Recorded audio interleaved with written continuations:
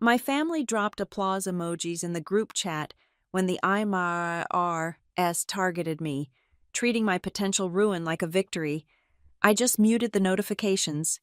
3 weeks later, a federal agent walked into my office and froze in front of my photo wall. He whispered that he was in one of those pictures.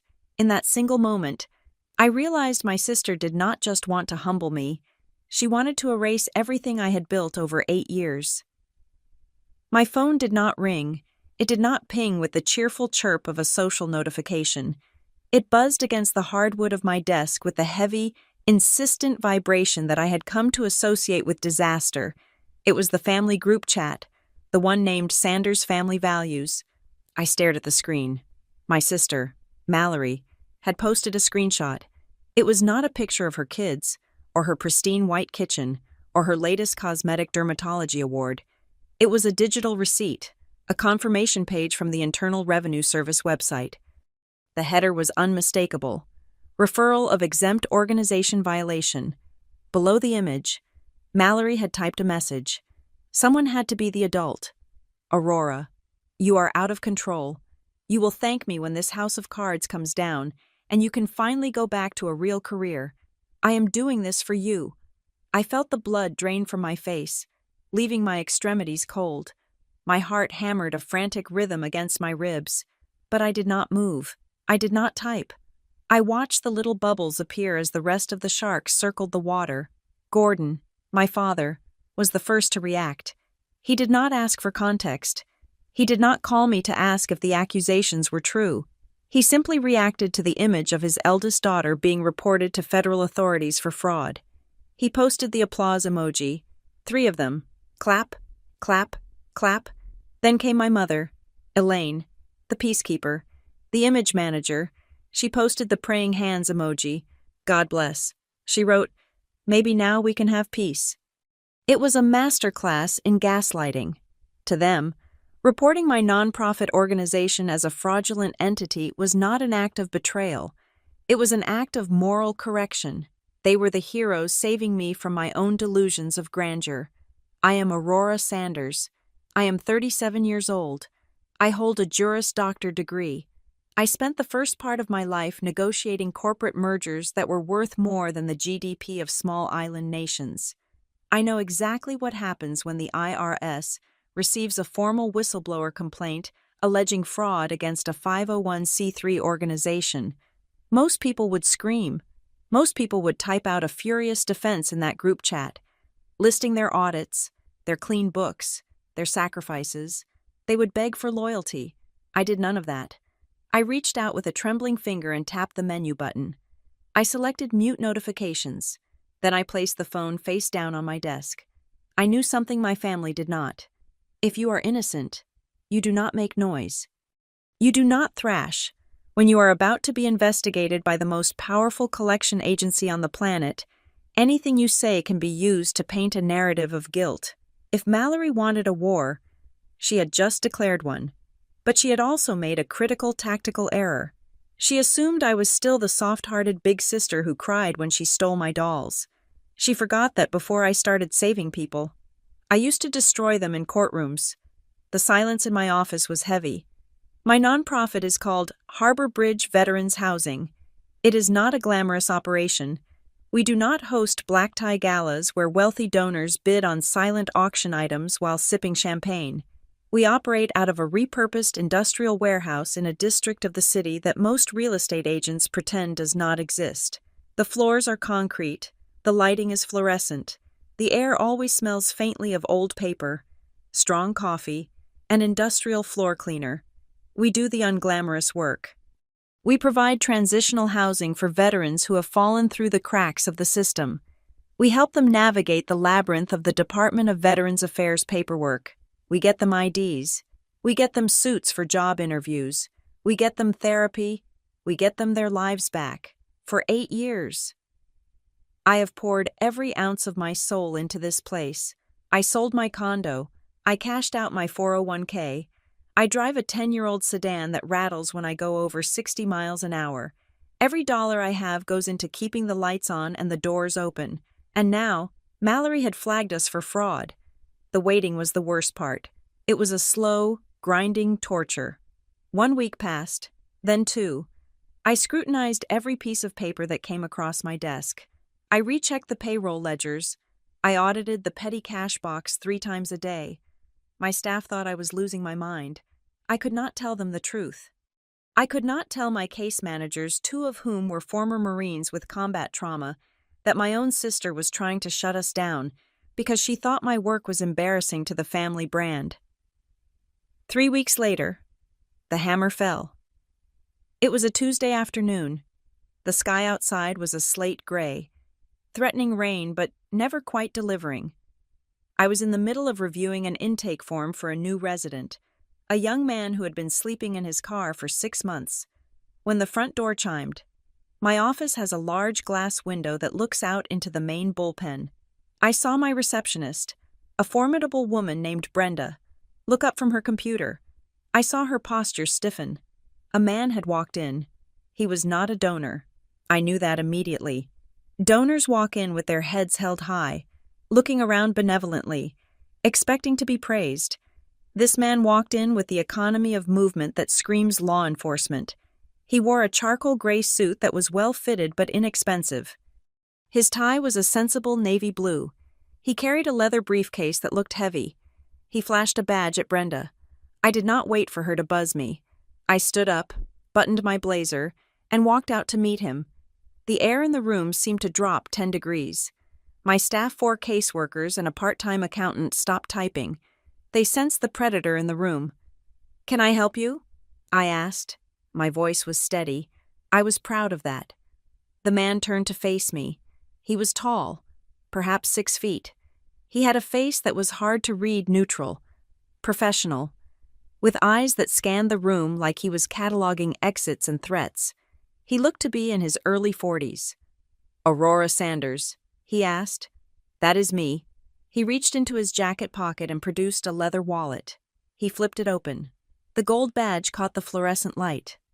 "Special Agent Grant Mercer," he said. "Internal Revenue Service, Criminal Investigation Division." The room went dead silent. You could hear the hum of the refrigerator in the break room. "I have a warrant to inspect your financial records regarding a complaint of gross misappropriation of funds and tax fraud," he said. His voice was not unkind, but it was devoid of warmth. It was a voice that read rights and slapped cuffs. I nodded. "I understand. Agent Mercer. My office is this way. I have nothing to hide." It was the standard line. He had probably heard it 1,000 times. He gave a tight, practiced nod and gestured for me to lead the way. We walked toward my office. To get there, we had to pass the main hallway. The hallway is the soul of Harbor Bridge. One entire side of the corridor is covered in corkboard. Over the last 8 years, we have pinned up hundreds of photographs. They are not professional portraits. They are candid shots, Polaroids, printed selfies. It is our wall of honor. Every single face on that wall represents a human being we pulled out of the darkness. A veteran who got a job, a mother who got her kids back, a father who finally got his disability rating and could afford an apartment. I walked past it every day. It was my fuel. It was the reason I tolerated my family's snide remarks and the long hours. I heard Agent Mercer's footsteps stop. I paused and turned around. "Agent Mercer." He was not looking at me. He was standing rigid, staring at the wall. His professional mask had slipped. The cool, detached federal agent was gone. In his place was a man who looked like he had just seen a ghost. His mouth was slightly open. His hand, the one holding the briefcase, was gripping the handle so hard his knuckles were white. He was staring at a specific cluster of photos near the center of the board. "Is something wrong?" I asked, my lawyer brain instantly shifting into high alert. Was he looking for evidence of extravagance? Did he think the wall was a prop? He stepped closer to the corkboard. He raised a hand, his fingers hovering inches from a photograph. I followed his gaze. It was a picture from 4 years ago. The date was scrawled on the white border in black marker November 2020. The man in the photo was gaunt. His cheeks were hollowed out by hunger and exhaustion. He was wearing a donated coat that was 2 sizes too big for him. He had a beard that was matted and unkempt, but his eyes even in the photo. You could see the spark of defiance in them. He was holding a set of keys. It was the day he had moved into his first apartment after 2 years on the street. I looked at the photo, then I looked at the man standing in my hallway. The hair was cut short now, military precise. The beard was gone, replaced by a clean shave. The hollows in the cheeks had filled out, ideally. The suit hid the frame, but the eyes were the same. The realization hit me like a physical blow to the chest. I remembered him. I remembered the night he came to us. It was raining, a cold, miserable November rain. He had been found sleeping behind a dumpster 2 blocks away. He was shivering so hard he could not hold a cup of coffee. He refused to speak for the first 3 hours. He did not trust us. He did not trust anyone. I had sat with him. I had not asked for his name or his service number. I had just sat there and drank bad coffee with him until he stopped shaking. His name was not on the file back then. We had just called him John until he was ready to tell us who he was. "That is me," Agent Mercer whispered. His voice was rough, like it was being dragged over gravel. "I am the man in that picture." He turned to look at me. The professional mask was completely shattered. His eyes were wide, wet, and vulnerable. "You," he said, "you are the lady with the coffee. You stayed up. You got me the interview at the security firm." I nodded slowly. "You went by G back then. You would not tell us your full name because you had outstanding warrants for unpaid parking tickets." He let out a breath that was half laugh, half sob. "I paid them, with my first paycheck. Then I went back to school. Then I applied to the agency." He looked back at the wall. He looked at the hundreds of faces surrounding his own. He saw the story that my sister wanted to burn to the ground. He saw the truth that my parents refused to acknowledge. This was not a scam. This was a lifeline. And he had been on the other end of it. The silence in the hallway was different now. It was not the silence of fear. It was the silence of a pivotal moment in history, the kind of silence that happens right before the world tilts on its axis. Agent Mercer looked down at the warrant in his hand. He looked at the name on the top of the paper, Harbor Bridge Veterans Housing. Then he looked at me. The vulnerability in his eyes hardened into something else, something fierce, something dangerous. He stepped closer to me. He lowered his voice so that Brenda and the others in the bullpen could not hear.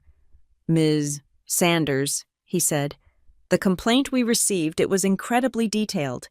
It cited specific ledger entries. It mentioned private conversations.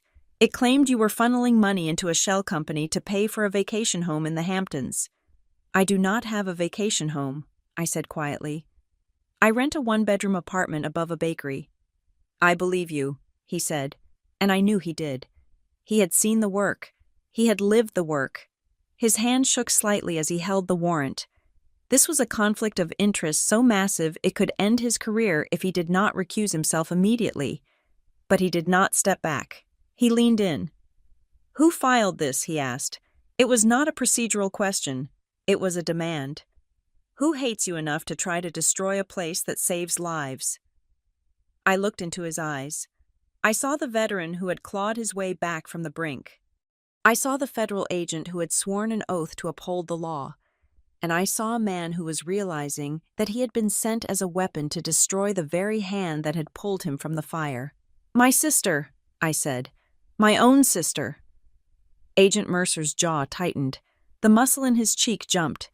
He looked back at his own picture on the wall, the picture of a man who had nothing, saved by the woman standing in front of him.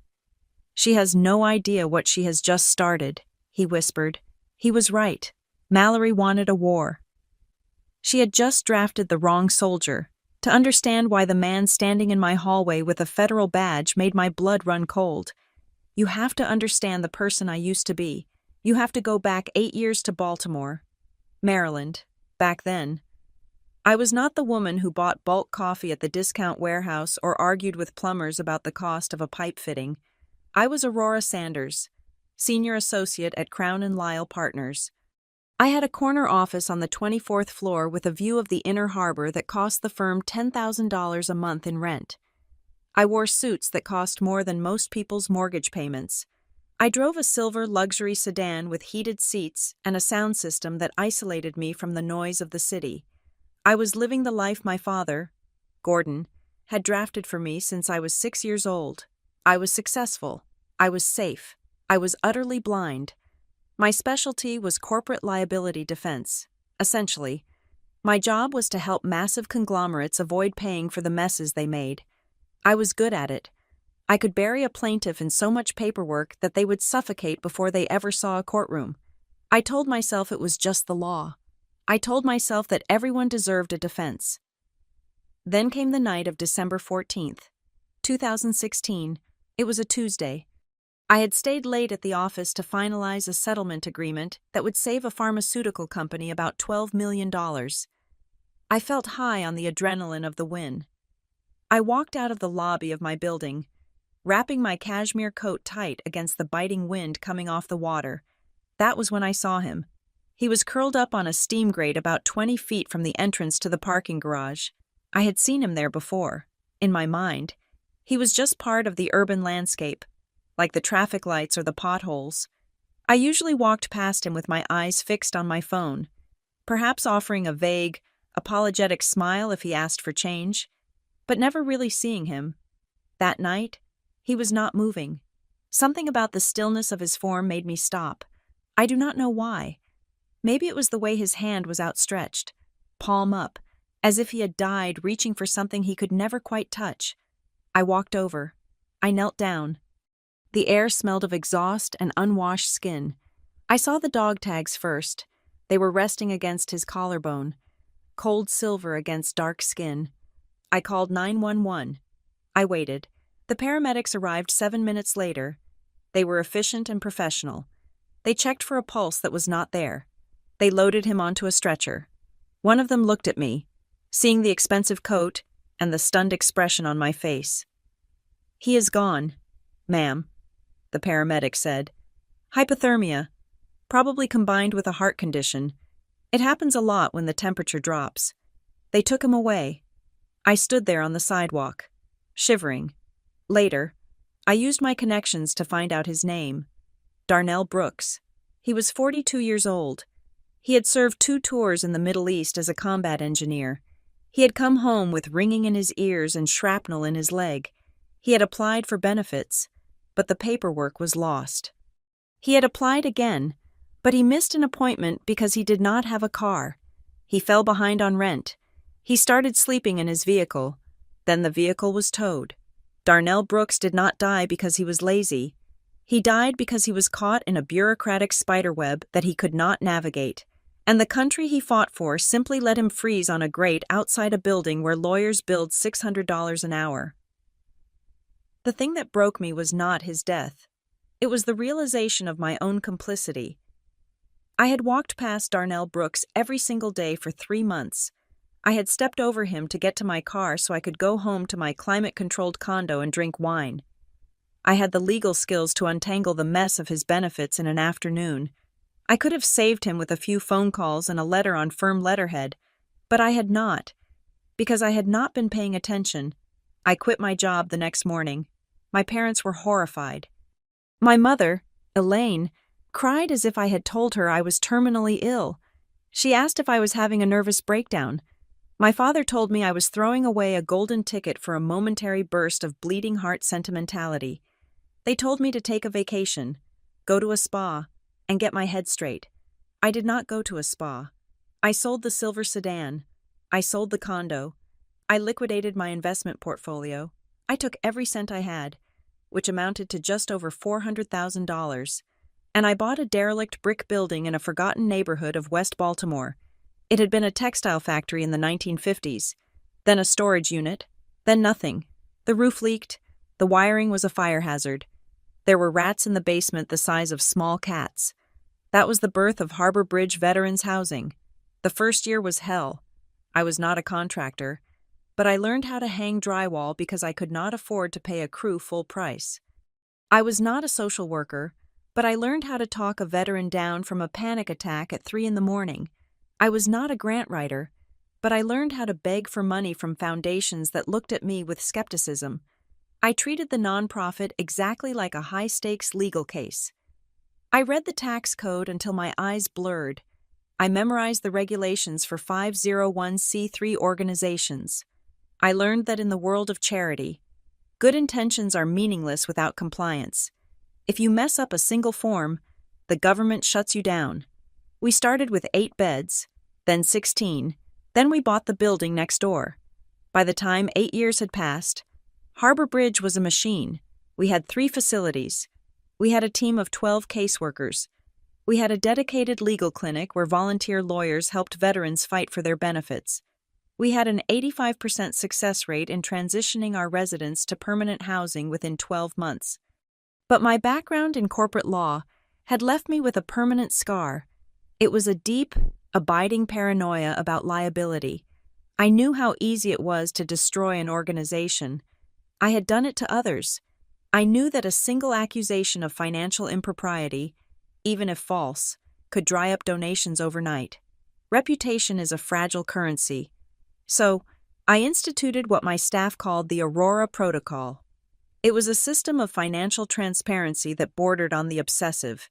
Every single receipt, down to a pack of pencils, had to be scanned and uploaded to a cloud server within 24 hours. Every expense over $50 required dual signatures. Every contractor we hired had to go through a background check. I did not take a salary for the first 4 years.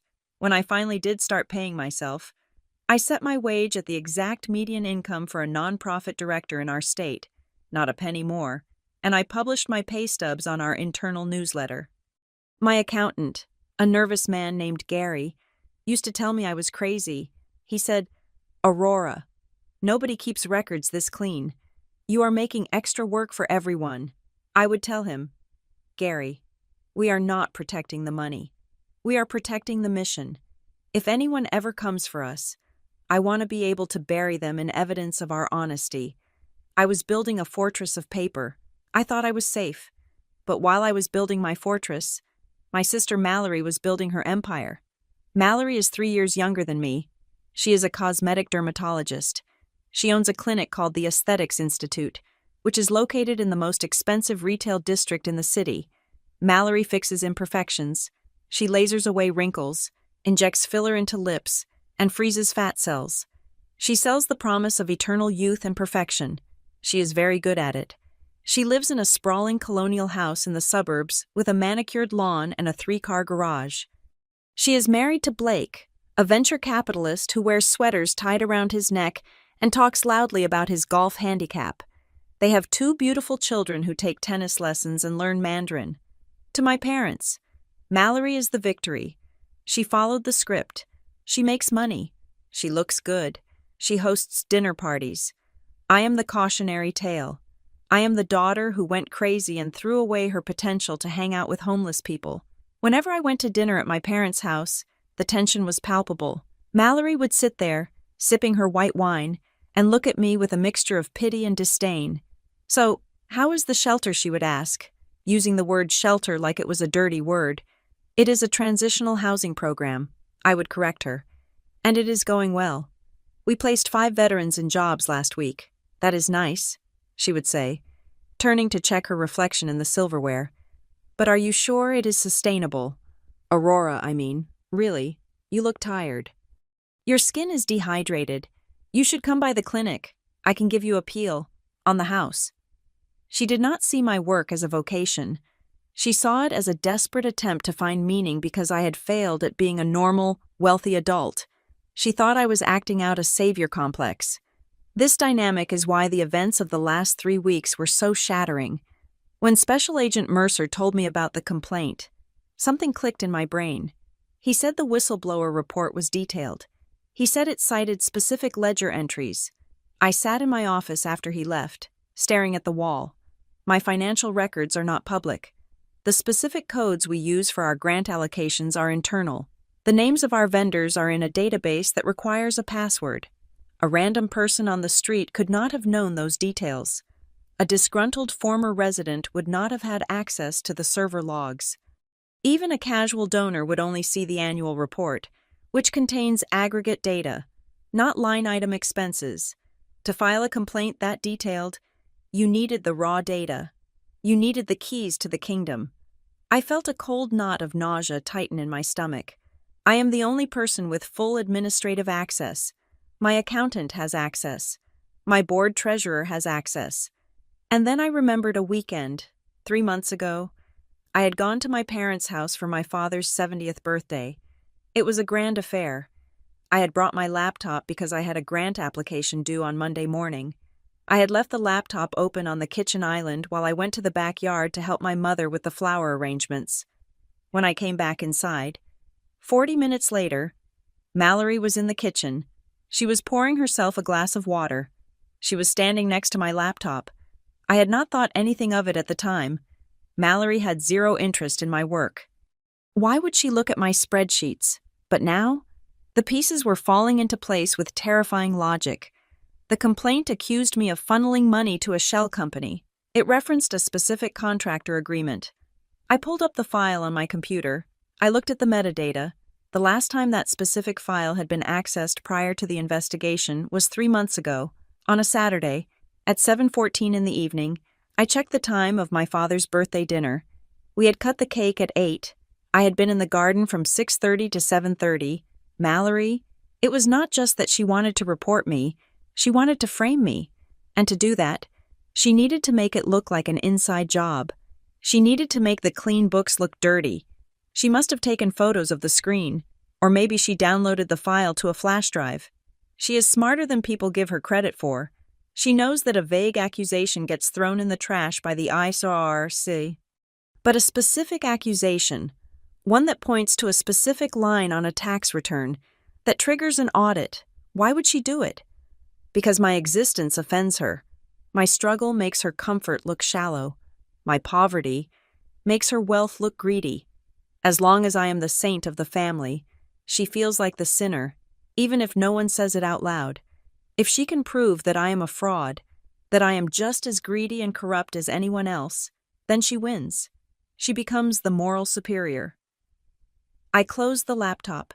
My hands were shaking, not from fear, but from a rage so cold it burned. I had built this place on the ashes of my own indifference. I had built it to honor Darnell Brooks. I had built it with transparency as my shield. My sister thought she had found a crack in the armor. She thought she could use my own data to hang me. But she had made a mistake. She thought she was looking at a list of crimes. She was actually looking at a map of my integrity. And by trying to weaponize it, she had left her own fingerprints on the weapon. I picked up the phone. I did not call my parents. I did not call Mallory. I called the best forensic accountant I knew, a woman I used to work with at Crown and Lyle. I need you to trace a digital footprint, I told her, and I need you to be ready to testify. The war had begun in earnest, and for the first time in 8 years, Aurora Sanders, the lawyer, was back in the driver's seat. If you want to understand how a federal investigation lands on your doorstep, you do not look at the tax code. You look at the Sunday dinner table. In the Sanders household, Sunday dinner is not a meal. It is a performance review. My father, Gordon, sits at the head of the table. He is a man who measures the worth of a human being by their liquidity and their standing at the country club. To him, reputation is not just an asset, it is the only asset. He carves the roast beef with the precision of a surgeon, and he distributes approval with the same scarcity as he distributes the meat. My mother, Elaine, sits opposite him. Her role is to curate the atmosphere. She is the director of harmony. If there is tension, she offers a compliment about the potatoes. If there is a silence that feels too heavy, she fills it with gossip about the neighbors. She does not care if we are actually happy, as long as we look like a family that could be featured in a catalog for expensive sweaters. And then there is Mallory. Mallory sits to my father's right. This is not accidental. It is the seat of honor. She is the golden child, the doctor, the beauty. When she speaks, my parents lean in. When she laughs, they smile before they even know what the joke is. For years, I sat on the left. I was the lawyer, the one who made partner track at 28. Back then, the dynamic was balanced. We were two thoroughbreds racing for the same prize. But the moment I quit my job to open Harbor Bridge, I was demoted. I did not just move down a tax bracket, I moved down a spiritual rung in the family hierarchy. I became the project, the eccentricity, the disappointment that they disguised as concern. It is a slow kind of violence. It is not a shout or a slap. It is 1,000 tiny cuts delivered over crystal glasses of Pinot Grigio. Take last month, for example. We were eating in the formal dining room. The chandeliers were dim. The air smelled of rosemary and expensive perfume. Mallory was wearing a silk blouse that probably cost more than my monthly food budget for the shelter. "I saw that article about the new homeless encampment downtown," Mallory said, spearing a piece of asparagus. "It is getting terrible. You cannot even walk to the opera house without stepping over someone." She looked at me. It was a look of performed sympathy. "It must be so draining for you."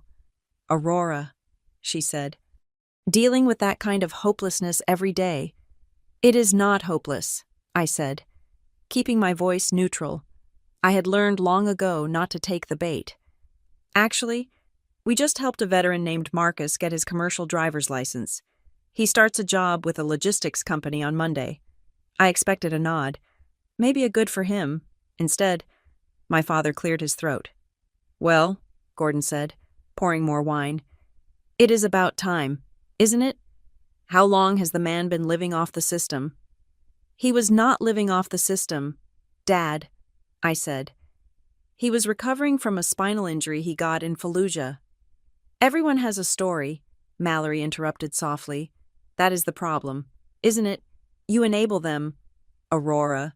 You give them a bed and a meal. And where is the incentive to work? You are basically running an adult daycare." "It is a reintegration program," I said. My grip on my fork was tightening. "And the success rate is—" "Oh, statistics." Mallory waved her hand dismissively. "You can make numbers say anything. I am talking about human nature. You have this hero complex. Aurora. You need them to be broken so you can feel like you are fixing something. It is a little narcissistic. Don't you think? Building your identity on other people's misery." The room went quiet. This was the narrative Mallory had been crafting for years. In her version of the world, she was the one who improved people by making them beautiful. I was the one who wallowed in filth. To her, my altruism was just a disguised form of ego. "It is not about me," I said. "It is about the fact that they served this country and they deserve a roof." "Of course, dear," my mother chimed in, desperate to smooth the edges. "We know you mean well. We just worry about you. You look so tired, and you make so little money. It does not seem sustainable." "I make enough," I said. "Do you?" Mallory asked. Her eyes locked onto mine. They were cold, calculating, and utterly devoid of sisterly warmth. "I mean, how does it actually work, Aurora? You raise all this money, millions, right? Who watches it? Who checks the books?" "We are audited annually by an independent firm," I said. "I send you the PDF every year. You have never opened it. I am a doctor, not an accountant." She laughed lightly. "I just mean it is a lot of temptation. For someone who used to be used to a certain lifestyle, are you sure you are paying yourself enough? Or are you padding the expenses a little just to survive?" "That is an insulting question," I said. "I am just asking what everyone is thinking," she said, shrugging. "Nonprofits are notorious for fraud. I just want to make sure you are protecting yourself. If the IRS ever looked into you, they would tear you apart." "Let them look," I said. "My books are cleaner than your clinics." It was a low blow. I knew Mallory pushed the boundaries on insurance billing. I saw her jaw tighten. "Girls, please," my father said. But he was looking at me with a frown, not at Mallory, at me. "Aurora," he said sternly, "your sister is just looking out for you. There is no need to be defensive, unless there is something you are worried about." That was the moment. I looked around the table. I looked at my mother, who was avoiding my eyes. I looked at my father, who looked at me with suspicion, and I looked at Mallory, who was sipping her wine with a small, satisfied smile. I realized then that the truth did not matter.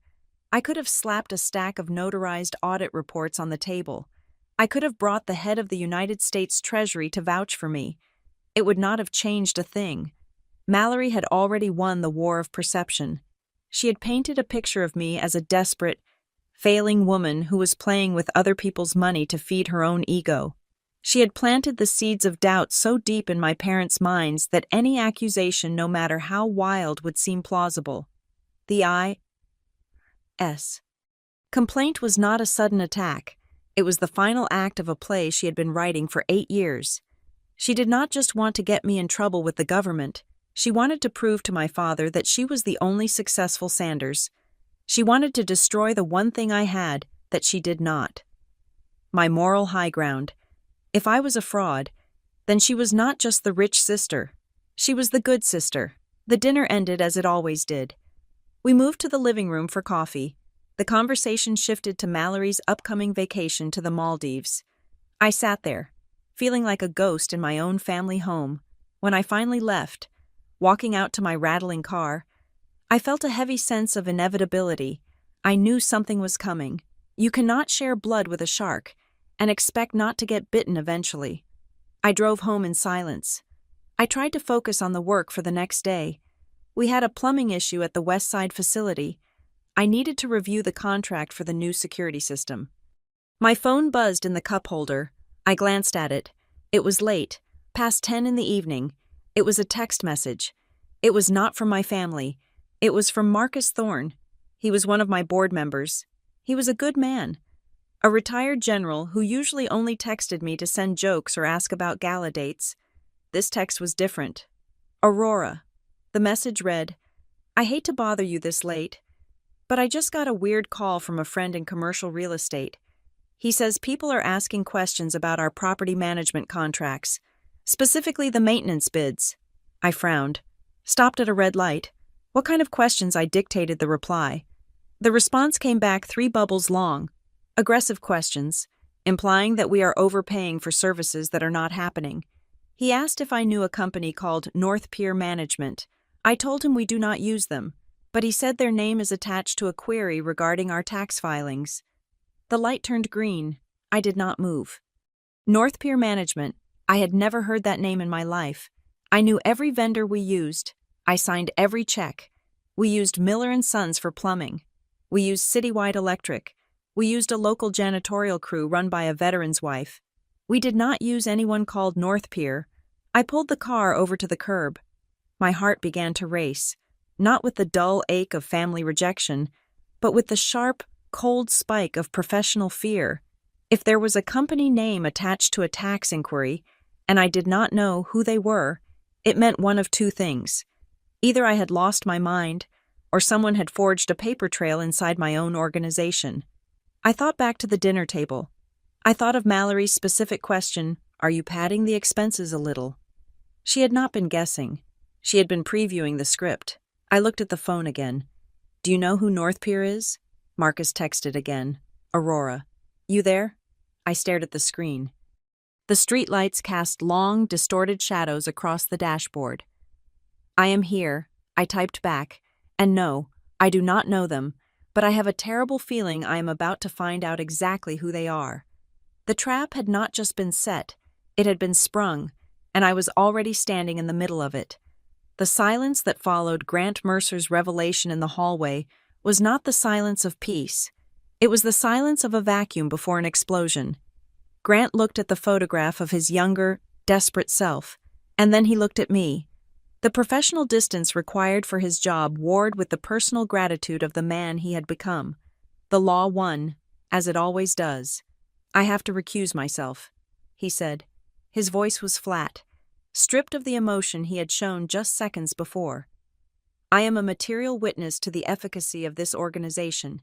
It is a direct conflict of interest under federal guidelines. I cannot be the one to clear you, Aurora, and I cannot be the one to bury you." He left 10 minutes later. He did not shake my hand. He simply walked out the door, carrying his briefcase, leaving a void that was rapidly filled by a terrifying uncertainty. 2 days later, the replacement arrived. If Grant Mercer was a human being wrestling with duty, Special Agent Renee Calder was an algorithm wrapped in a pantsuit. She was petite, sharp-featured, and possessed eyes that seemed to strip the varnish off the furniture just by looking at it. She did not look at the wall of honor. She did not accept a cup of coffee. She walked into my office, sat down, and opened a laptop that looked like military hardware. "Ms. Sanders," she said, "I am taking over the case file regarding Harbor Bridge Veterans Housing. Let us not waste time." She slid a piece of paper across my desk. It was not a request. It was a demand for production of documents that would have made a Fortune 500 compliance officer weep. "I need your general ledgers for the last 3 years." She listed, ticking off items with a pen that clicked like a loading chamber. "I need all contractor agreements, board meeting minutes, petty cash vouchers, every single receipt for facility repairs exceeding $500. I need your donor list, specifically anyone who has contributed more than $5,000 in a single fiscal year. And I need your conflict of interest policy, signed and dated by every board member." I looked at the list. It was exhaustive. It was designed to drown us. "I can have the digital files ready for you by tomorrow morning." I said, "We use a cloud-based encumbrance system. Everything is indexed." Agent Calder stopped writing.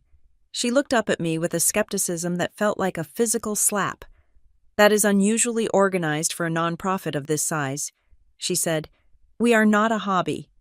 "Agent Calder," I replied, "we are a service provider. Transparency is our survival strategy." She did not smile. She just nodded, as if my competence was merely another suspicious variable to be analyzed.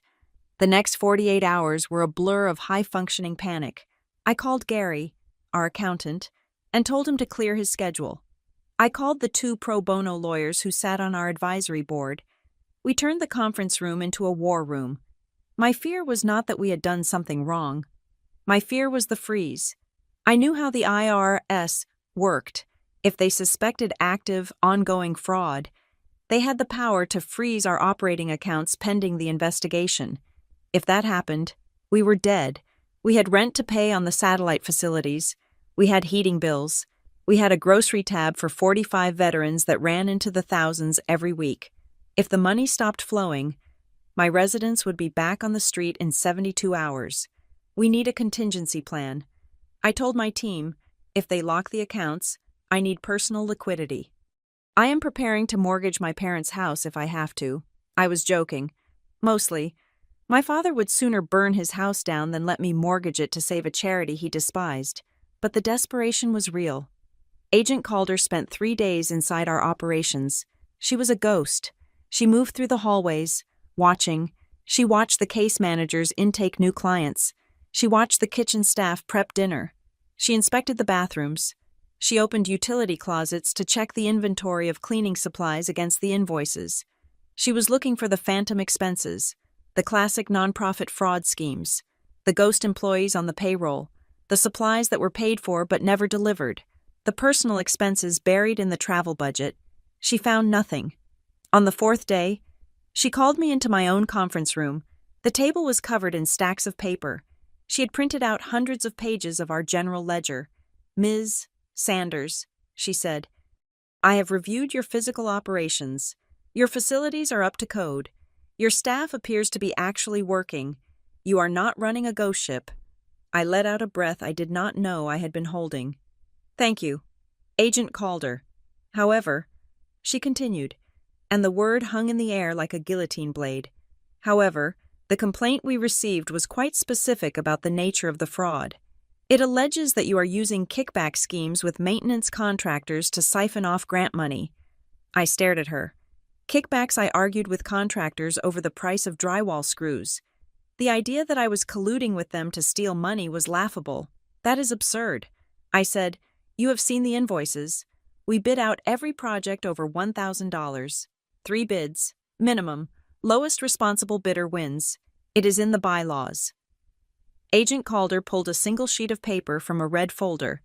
"The whistleblower provided evidence," she said. She turned the paper around so I could read it. It was an excerpt from the formal complaint. It was not a vague accusation. It was a precise, surgical strike. The director, Aurora Sanders. Utilizes a shell vendor to inflate repair costs. Reference contract ID NP404 regarding the roof repair at the Westside facility. Payment of $12,500 was issued on October 14th. The actual cost of materials and labor was less than $4,000. The remainder was funneled back to Sanders through a consulting fee. I stared at the numbers. October 14th, $12,500. My stomach dropped. I recognized the amount. We had repaired the roof at Westside. It had been an emergency repair before the winter storms hit. But the detail that made my blood run cold was the contract ID, NP404. That was an internal tracking number. It was generated by our software. It only existed inside our system. It did not appear on public tax forms. It did not appear on the checks we sent out. It only appeared on the internal purchase order screen. Whoever wrote this complaint had seen my screen, or they had a screenshot of it. This proves nothing, I said, trying to keep my voice from shaking. Anyone could make up a story about a roof repair. The agent tapped the paper. We checked the vendor. She said, the company that received the $12,000 is a limited liability company called North Pier Management. North Pier. There was that name again. The name Marcus had texted me about. I frowned. We do not use management companies. We hire tradesmen directly. Your signature is on the contract, Calder said. She slid another document across the table. It was a photocopy of a service agreement. There, at the bottom, was my signature. It looked real. It was a digital signature, the kind I used for hundreds of documents a week. I pulled the paper closer. I scanned the header, North Pier Management Services. I did not remember signing this, but I signed so many things. Had I been careless? Had I approved a batch of invoices without checking the vendor name? No, that was impossible. I was obsessive. Unless someone had slipped it into a stack of legitimate contracts, or unless someone had access to my digital signature file. Agent Calder was watching me closely. She was looking for the tell, the sweat on the upper lip, the darting eyes. I do not recognize this vendor. I said firmly, I need to check my internal logs. You do that, she said. But I should warn you, Ms. Sanders, if this money went to a company you control, or a company controlled by a relative, you are looking at federal prison time. I walked back to my office. I felt like I was walking underwater. I sat down at my computer. I logged into the server with administrative privileges. I typed North Pier into the search bar. One result came up. The contract for the roof. I opened the vendor profile.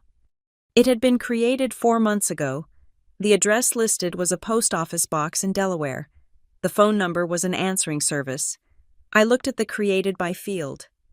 Usually, it would say Brenda or Gary or Aurora. It said System Admin. That was me. But I had not done it. I clicked on the Audit Trail tab. This was a feature of our software that logged every change made to a file. It showed who opened it, who edited it, and when. The vendor profile had been created on a Saturday night. At 8:30 in the evening, I froze. That date, that time. It was the night of my father's 70th birthday party. The night my laptop had been sitting open on the kitchen island. The night Mallory had been standing over it. But Mallory did not know how to navigate my accounting software. She was a dermatologist, not a bookkeeper. She could take a photo of a screen. Sure, but creating a new vendor profile. Uploading a contract that took knowledge of the interface. I scrolled down to the notes section of the vendor file. There was a single attachment, a PDF titled Proposal for Services. I opened it. It was a standard proposal for property management, but in the references section, there was a line that made my breath hitch. Referral Source Investment Partners Group. I stared at the screen until the pixels started to blur. Investment Partners Group. That was not a company. That was the name of the casual investment club my father belonged to. A group of wealthy men who met once a month to drink scotch and discuss stocks. And my brother-in-law, Blake, had just joined it 6 months ago. I pulled up the original email chain that had introduced this proposal. It had been archived in the spam folder, which is why I had missed it, or maybe someone had moved it there. The email was from an external address, info@northpier.com, but the subject line read, Per recommendation of B. Harlan, Blake Harlan, Mallory's husband. I sat back in my chair. The room spun slightly. This was not just Mallory being petty. This was a setup, a complex, orchestrated injection of a fraudulent element into my business.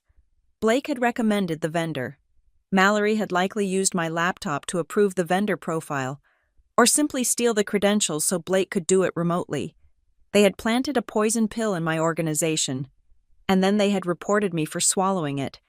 They used a real repair the roof, but routed the payment through a shell company they likely controlled or had an interest in. They skimmed the difference, and now they were using the transaction to frame me for embezzlement.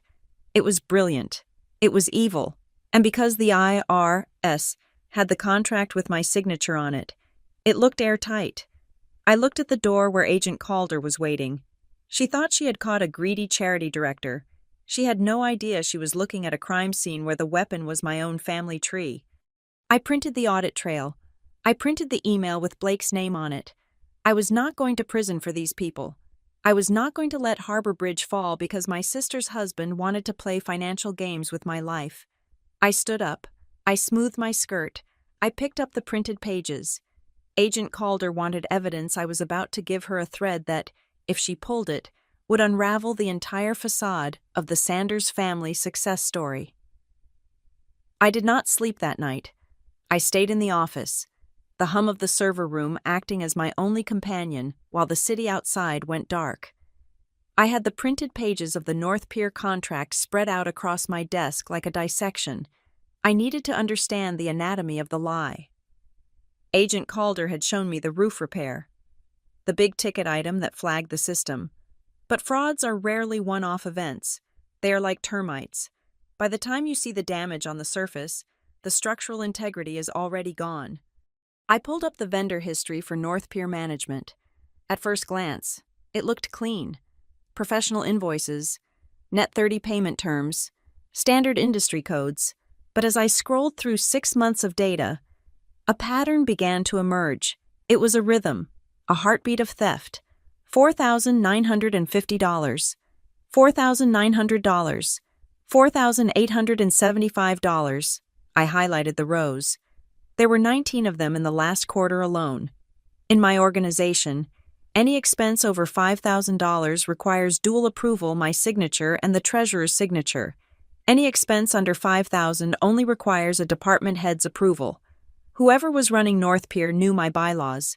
They were structuring the invoices to fly just below the radar of executive oversight.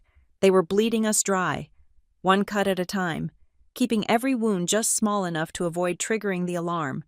I called Gary in at 6 a.m. He arrived looking disheveled, a travel mug of coffee clutched in his hand like a lifeline. "I need you to look at the sub-vendors," I told him, pointing at the screen. "North Pier is a management company. They do not swing the hammers. They hire subcontractors. Find out who they are hiring." Gary cracked his knuckles and went to work. For 3 hours. The only sound in the office was the clicking of keyboards and the scratching of pens. "Aurora," Gary said finally. His voice was tight. "Come look at this." He had 3 windows open on his monitor. "Here is the invoice for the plumbing work at the East Side facility," he said. "Billed by North Pier. Work performed by a company called Blue Water Solutions. Here is the invoice for the electrical work at the intake center. Work performed by City Grid Services." "Okay," I said. "So, look at the addresses," Gary said. I leaned in. Blue Water Solutions was listed at 114 Market Street, Suite B, Wilmington, Delaware. City Grid Services was listed at 114 Market Street, Suite B, Wilmington, Delaware. "They are the same company," Gary whispered. "And look at the phone numbers. They are identical except for the last digit. I ran a reverse search. It is a virtual office, a mail drop. There is no plumbing truck. There are no electricians. It is just a mailbox." I felt the cold fury rising in my chest again. It was the classic shell game. North Pier was billing us for management, then hiring its own ghost companies to do the work or not do the work, and marking up the cost at every step. "Do not flag it in the system," I ordered Gary. If we flag it, they will know we are onto them. They will shred the paper trail. So what do we do? Gary asked. We can't keep paying them. No, I said.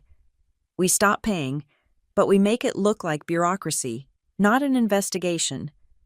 I drafted an email to the contact address for North Pier.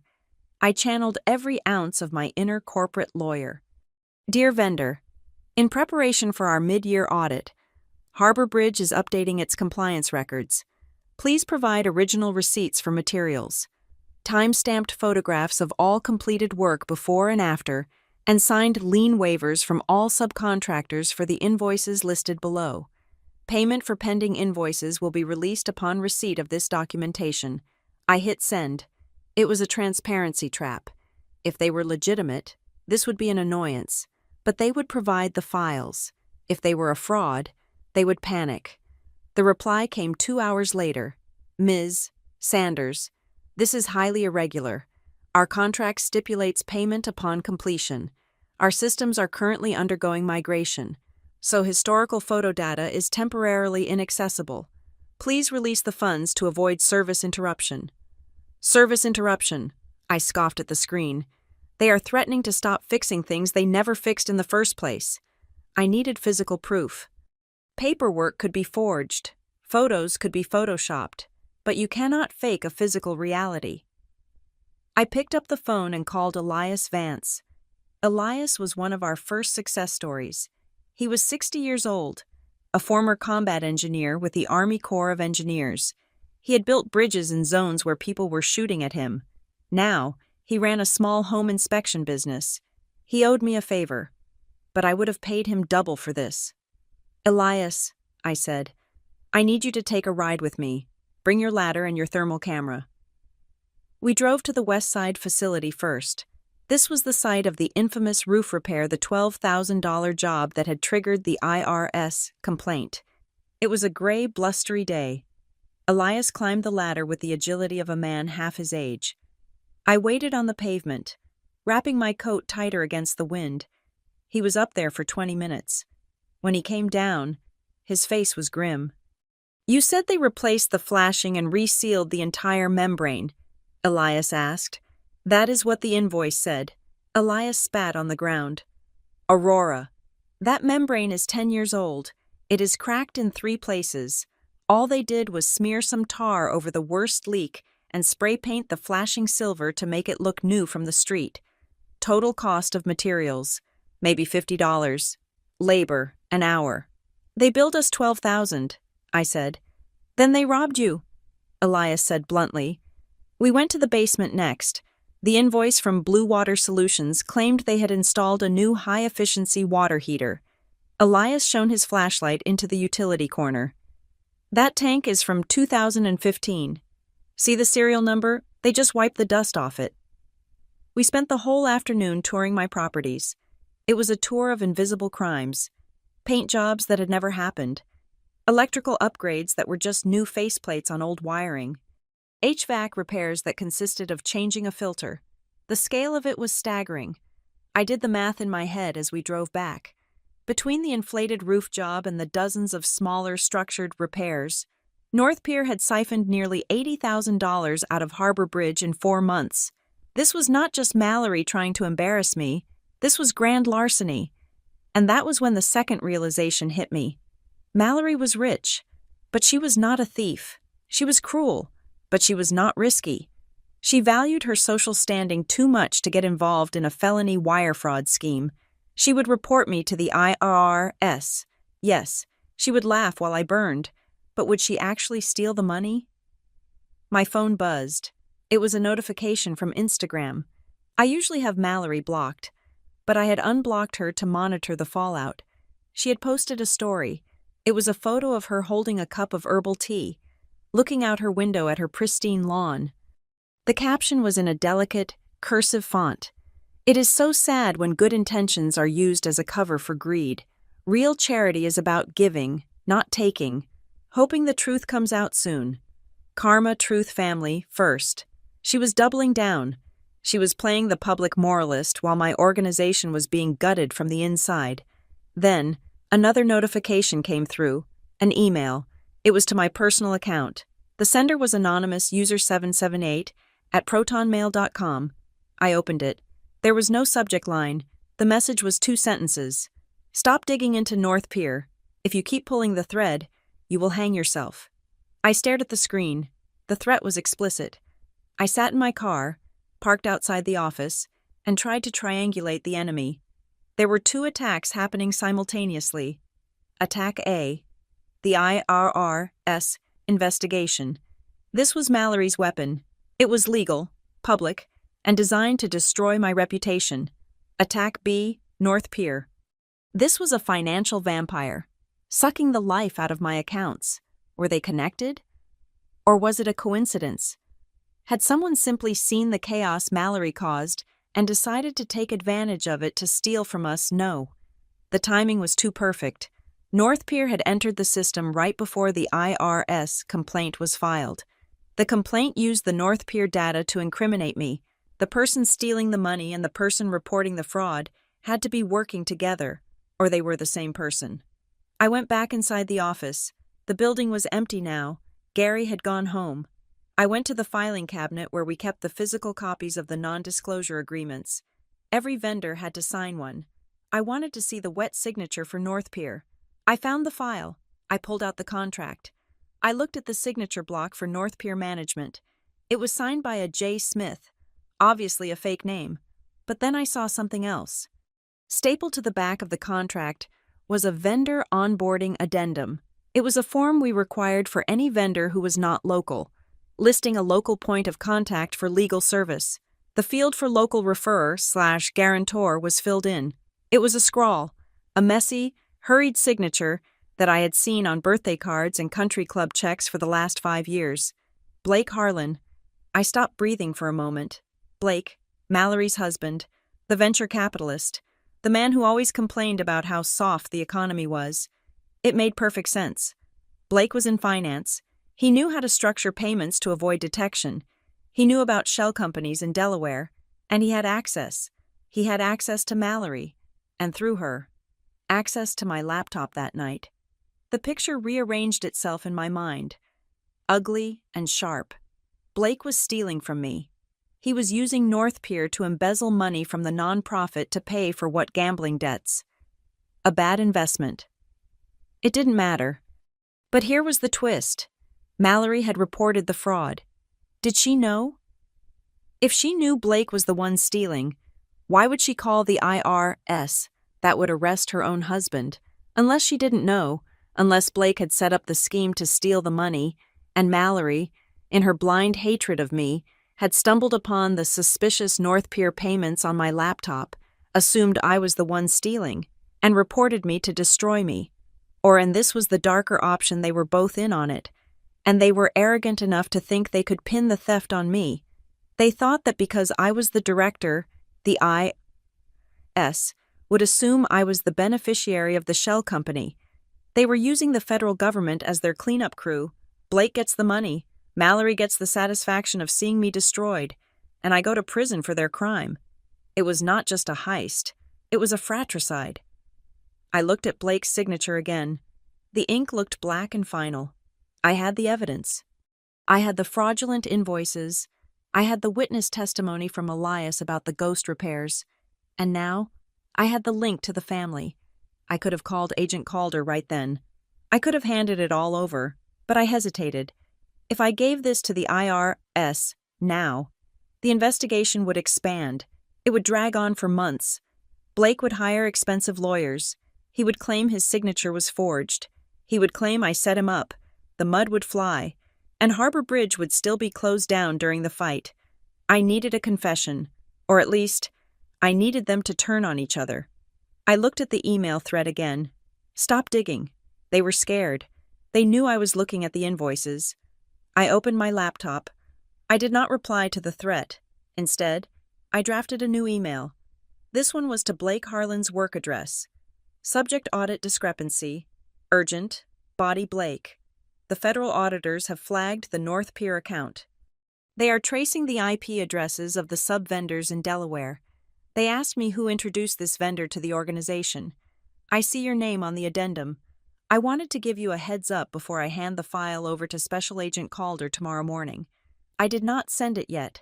I saved it to drafts. I needed one more piece of the puzzle. I needed to know if Mallory was the mastermind or the pawn. Tomorrow. I would not go to the IRS tomorrow. I was going to invite my sister to coffee, and I was going to wear a wire. The coffee shop I chose for the meeting was called The Grind. It was sleek, industrial, and impossibly loud. The hiss of the espresso machine and the clatter of ceramic cups provided a sonic shield, ensuring that our conversation would not be overheard by the patrons at the neighboring tables.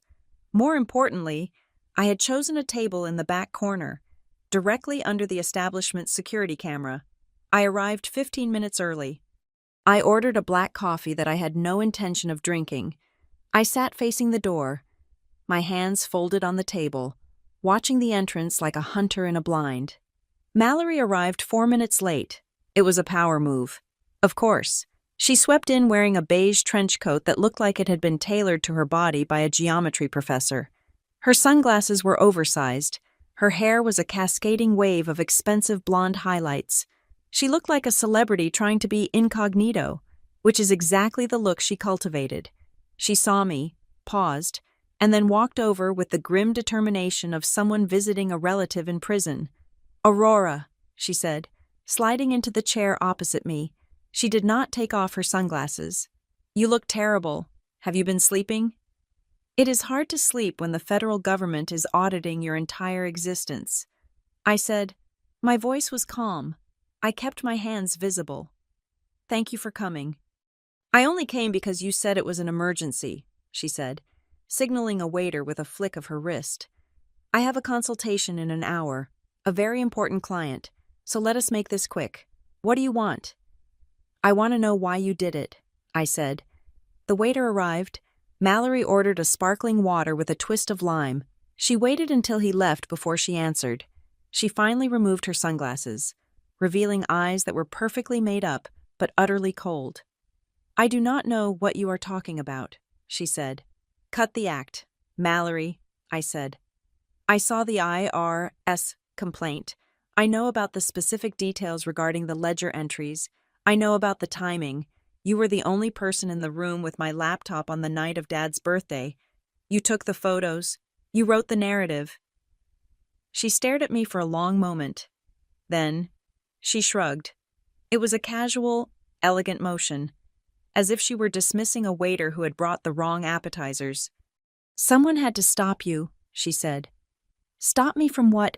I asked. "Helping veterans housing the homeless." "Stop you from ruining this family," she hissed, her voice dropping to a lethal whisper. "You are out of control, Aurora. You have this sickness, this martyr complex.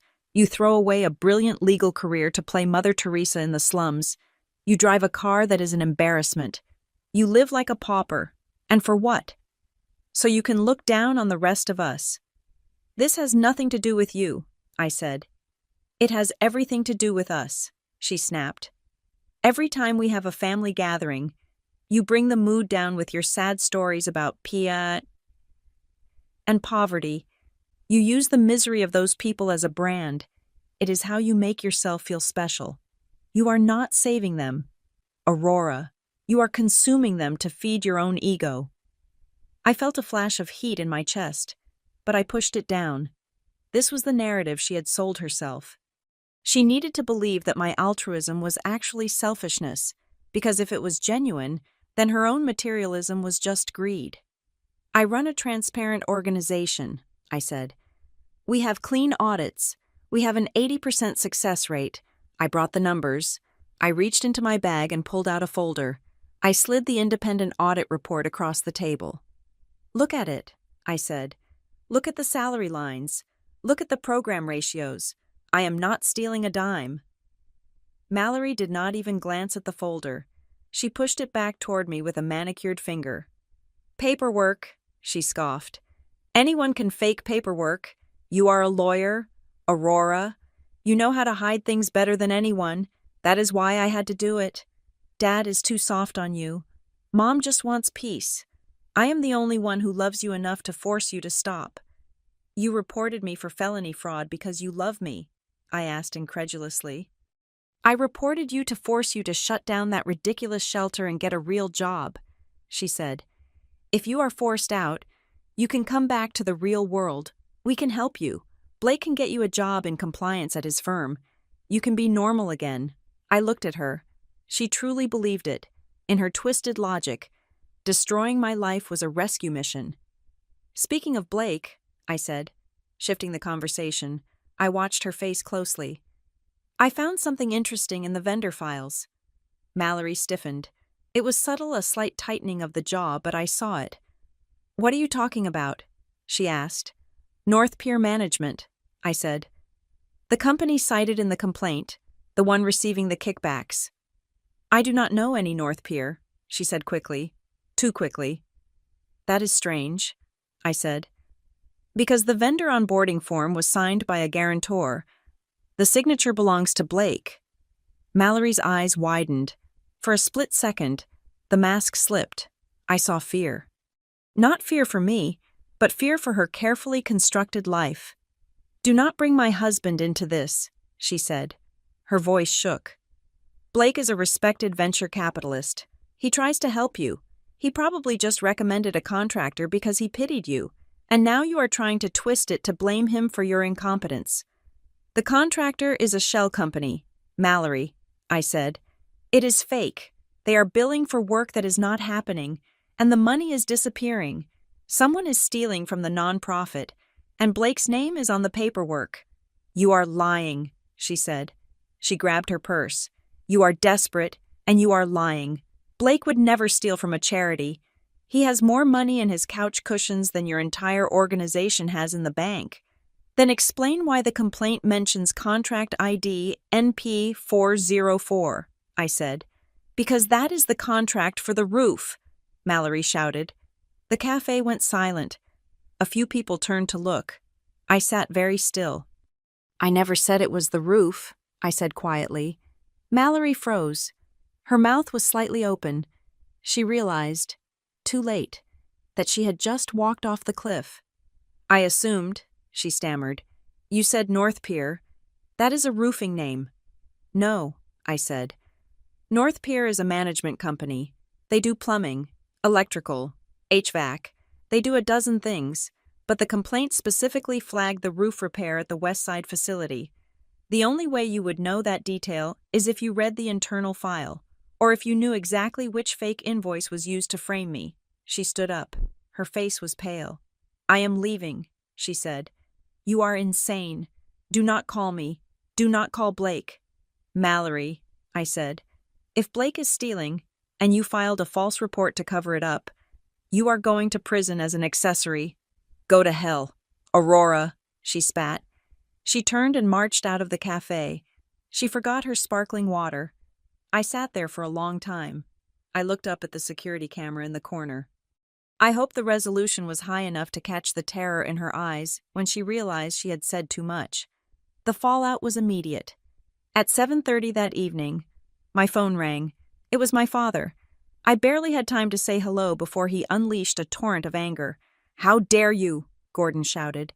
How dare you accuse your sister's husband of theft? Dad, please listen, I said. I have evidence. Blake signed. I do not want to hear about your paranoid delusions, he roared. Mallory just left here in tears. She told us everything. She told us how you ambushed her, how you threatened to drag Blake's reputation through the mud just to save your own skin. She reported me to the IRS. Dad, I shouted back. She is trying to put me in jail. She is trying to help you. My mother's voice came on the line. She was on the extension, crying. Oh, Aurora. Why can you not just admit you made a mistake? Why do you have to destroy the family? Blake has been nothing but kind to you. Blake is embezzling money from veterans, I said. He set up a shell company. He is stealing. Stop it, my father yelled. I will not hear another word of this slander. Blake is a partner at a top firm. He does not need your pennies. You are jealous. You have always been jealous of Mallory's success. This is sick. Aurora, it is absolutely sick. If you continue with these accusations, my father added, his voice dropping to a cold, final tone. "You are no longer welcome in this house. We will not harbor a liar who attacks her own family." The line went dead. I lowered the phone. I stood in the middle of my small apartment, listening to the silence. I realized then that the truth did not matter to them. The facts were irrelevant. They had cast the roles long ago. Mallory was the princess, Blake was the prince, and I was the dragon.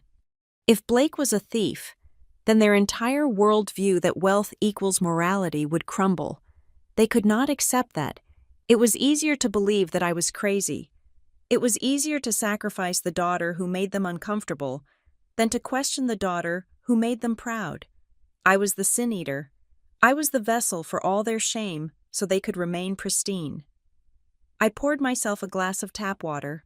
My hand was steady. "Fine," I said to the empty room. "If you want a villain, I will show you what a villain looks like when she is fighting for the truth." The next morning, I went into the office early. I had barely taken off my coat when the receptionist buzzed me. "Agent Calder is here," Brenda whispered. "She looks intense." I walked out to meet her. Special Agent Renee Calder was standing by the wall of honor. She was not looking at the photos this time. She was looking at a file in her hands. "Agent Calder," I said, "I was just about to send you some new documentation regarding the North Pier contract." She looked up at me. Her expression was unreadable, but there was a new sharpness in her eyes. "We can discuss North Pier later," she said. "We have found something else, something much bigger." She waved me into my office and shut the door. She did not sit down. "We ran a full trace on your donor list," she said. "Specifically, the anonymous donations that came in over the last 18 months. "Okay," I said. "We have a few anonymous donors. It is standard." "You received a donation of $50,000 last June," she said. "It came through a donor-advised fund. Very hard to trace." "I remember," I said.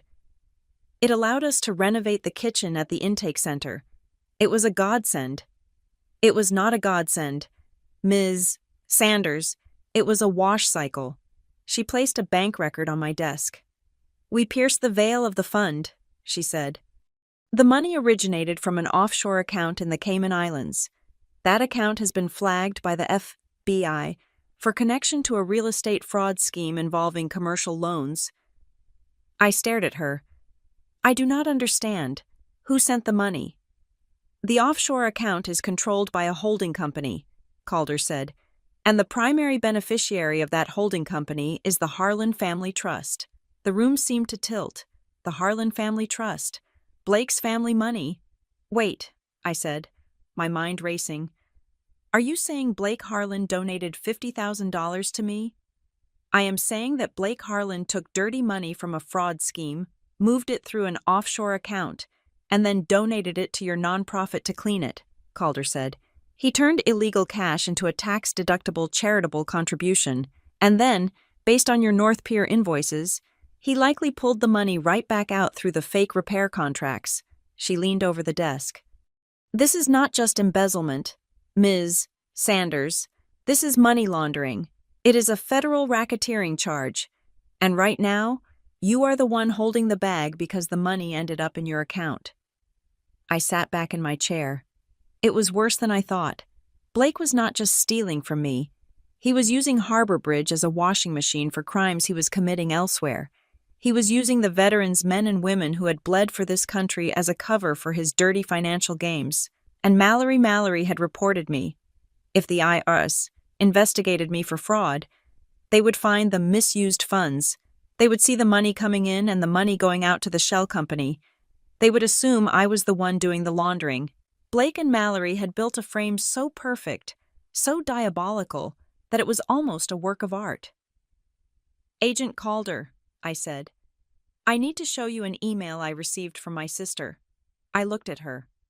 "And then," I said, "I am going to tell you exactly how my brother-in-law recommended a roofing contractor that does not exist." The investigation had just shifted gears. We were no longer looking for a clerical error. We were hunting a predator. And he was sitting at my family's dinner table. The moment Agent Calder walked out of my office with the evidence of money laundering, I knew that being innocent was no longer enough. In the American legal system, innocence is a passive state. Exoneration is an active conquest. I had to stop thinking like a charity director who was hurt by her family's betrayal and start thinking like the corporate shark I had spent a decade becoming. I called an emergency meeting with my legal counsel, a brilliant woman named Sarah who had left big law for the same reasons I had. We sat in the war room, surrounded by whiteboards. We have to bifurcate the strategy. I told her. The air in the room was stale, smelling of ozone from the printer and stress. Front one is the IRS, I continued, drawing a vertical line down the center of the board. We do not just comply. We flood them. We give them radical transparency. I want them to see every email, every calendar invite, every sticky note from the last 3 years. If we act like we are hiding something, they will keep digging. If we open the doors wide, they will see the house is clean, and front two. Sarah asked, capping her marker. Front two is the hunt. I said, we need to find the specific point of injection. Blake Harlan is the beneficiary of the fraud. But Blake does not have a login for my accounting server. Mallory saw my screen. But she does not have the administrative privileges to authorize a recurring payment over $5,000. Someone inside the house opened the door. I did not wait for a warrant. I called a private forensic IT specialist I had used in my corporate days. His rate was $300 an hour, and I paid him out of my own dwindling savings account. I want the server logs. I told him, not just the access times, I want the IP addresses.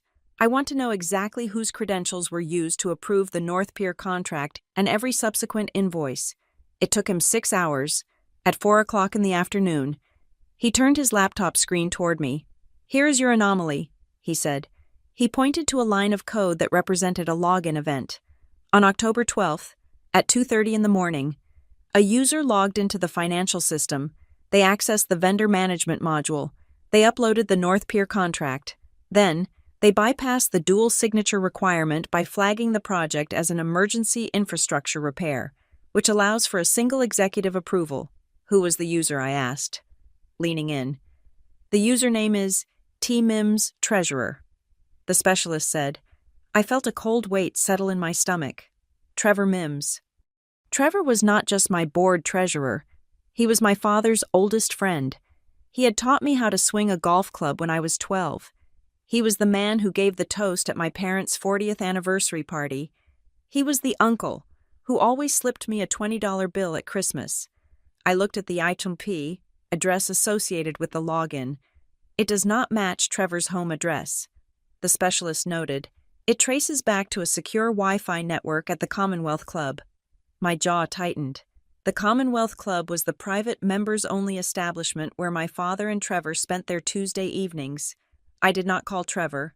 I did not email him. I drove straight to his insurance agency in downtown Baltimore. I walked past his secretary without waiting to be announced. Trevor was sitting behind his mahogany desk, looking at a spreadsheet. When he saw me, he smiled. But it was a brittle, nervous thing. Aurora, he said, standing up. To what do I owe the pleasure I heard there was some trouble at the nonprofit? I did not sit down. I placed the printout of the server log on his desk. Trouble is a mild word. Trevor, I said, I am currently the subject of a federal criminal investigation for money laundering and embezzlement. And according to this log, you are the one who authorized the payments to the shell company that is stealing the money. Trevor's face went the color of old parchment. He looked at the paper, then back at me. I do not know what that is, he stammered. Stop it, I said. My voice was low and lethal.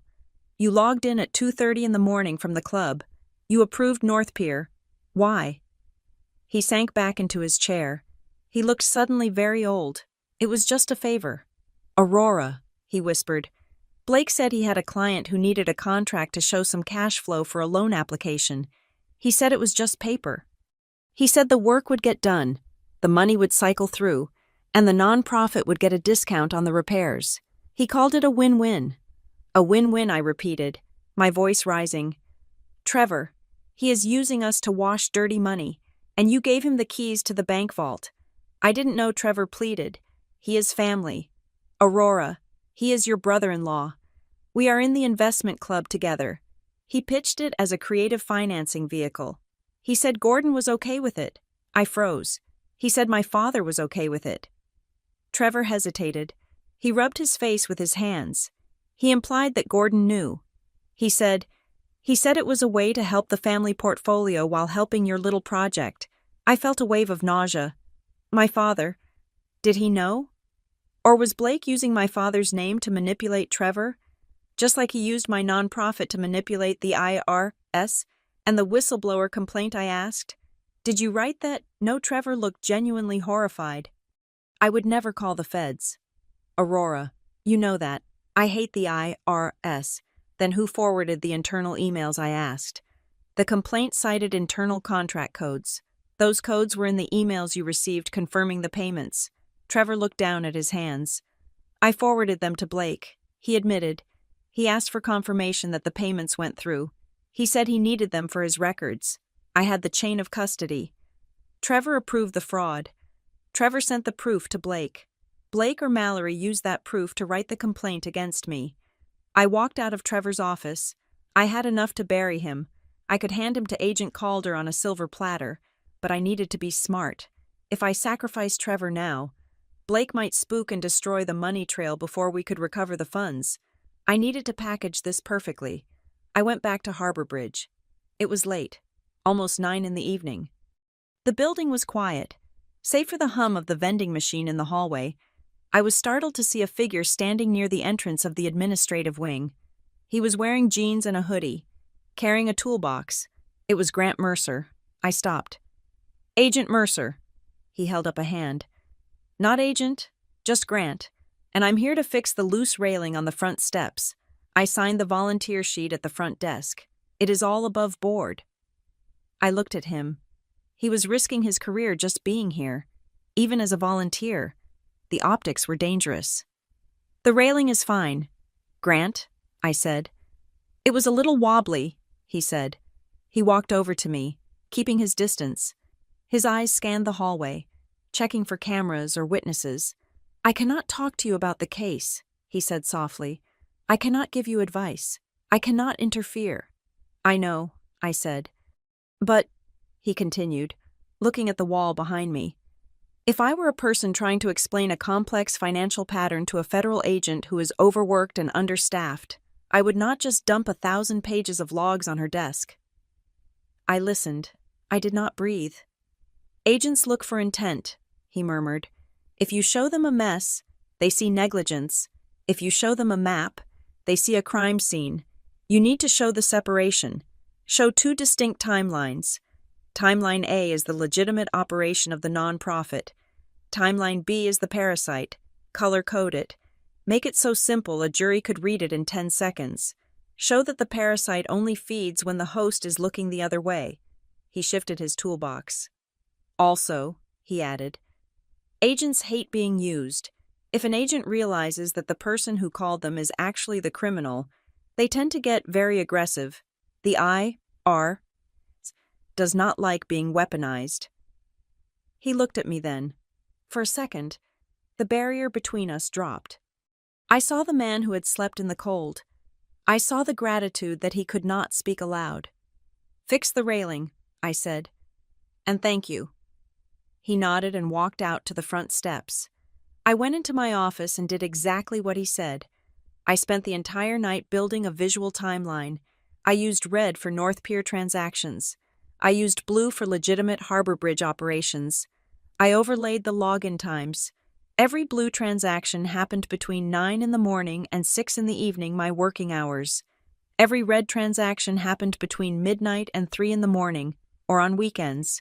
I overlaid the I2P addresses, blue my office, my laptop, red the Commonwealth Club, a P.O. box in Delaware, a VPN node in the Cayman Islands. When I stepped back and looked at the chart at 5 in the morning, the truth hit me with the force of a physical blow. It was the twist that I had not seen coming.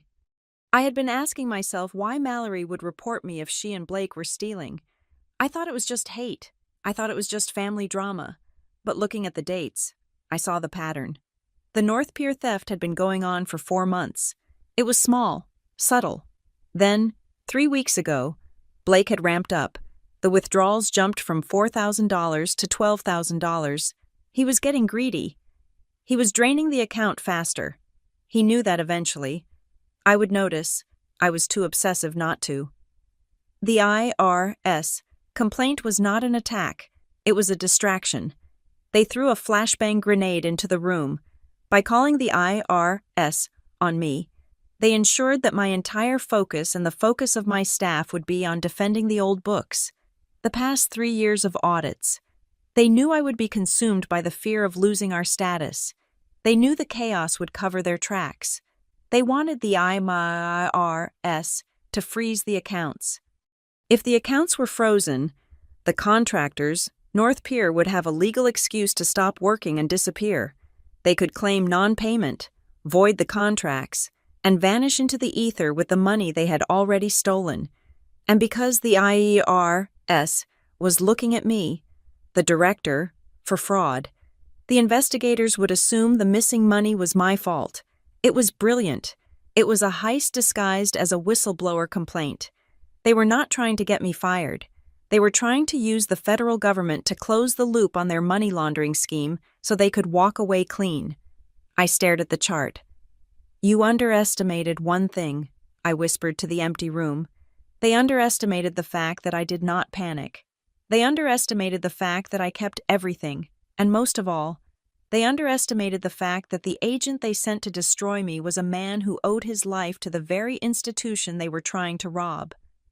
I rolled up the chart. I put the server logs in a secure folder. It was time to play the final move.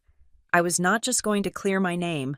I was going to turn their own weapon, the IRM, around and point it straight at the country club. I picked up my phone and dialed Agent Calder's number. It was 6 a.m. "Agent Calder?" I said when she answered. Her voice groggy. "This had better be good." "Ms. Sanders," she said. "It is not good," I said. "It is perfect. I know how they did it, and I know where the money is going next. If you want to catch them, you need to be at my office in an hour and bring a warrant for the Commonwealth Club. The rumor mill in the nonprofit world does not operate on facts. It operates on fear, and fear travels faster than a fiber optic cable." 3 days after I handed the timeline to Agent Calder, the whispers started. I do not know who leaked it. It could have been a clerk at the bank where the IRS sent a subpoena. It could have been a gossip-hungry staffer at the Department of Revenue. It did not matter. What matters is that by Wednesday morning, my inbox was a graveyard of politeness. The first blow came from the City Community Trust. They had been funding our job placement program for 3 years. "Dear Ms. Sanders," the email read, "in light of recent allegations regarding financial irregularities at Harbor Bridge, we are pausing the release of the third quarter grant tranche pending the outcome of the federal inquiry. That was $25,000. Gone. Then came the corporate sponsors. A local grocery chain that donated food canceled their weekly delivery, citing supply chain issues, but I knew the manager well enough to know he had been ordered to distance the brand from a potential scandal. I sat in my office, watching the cancellations roll in. It was like watching the supports of a bridge snap one by one. The structure was still standing, but gravity was waiting. My staff walked on eggshells. They whispered in the break room. They knew something was wrong. You cannot hide a federal investigation from the people who balance the checkbooks. I had to address it. I called an all-hands meeting in the common room of the main facility. I stood in front of 40 people staff, volunteers, and residents. The residents were the ones who broke my heart.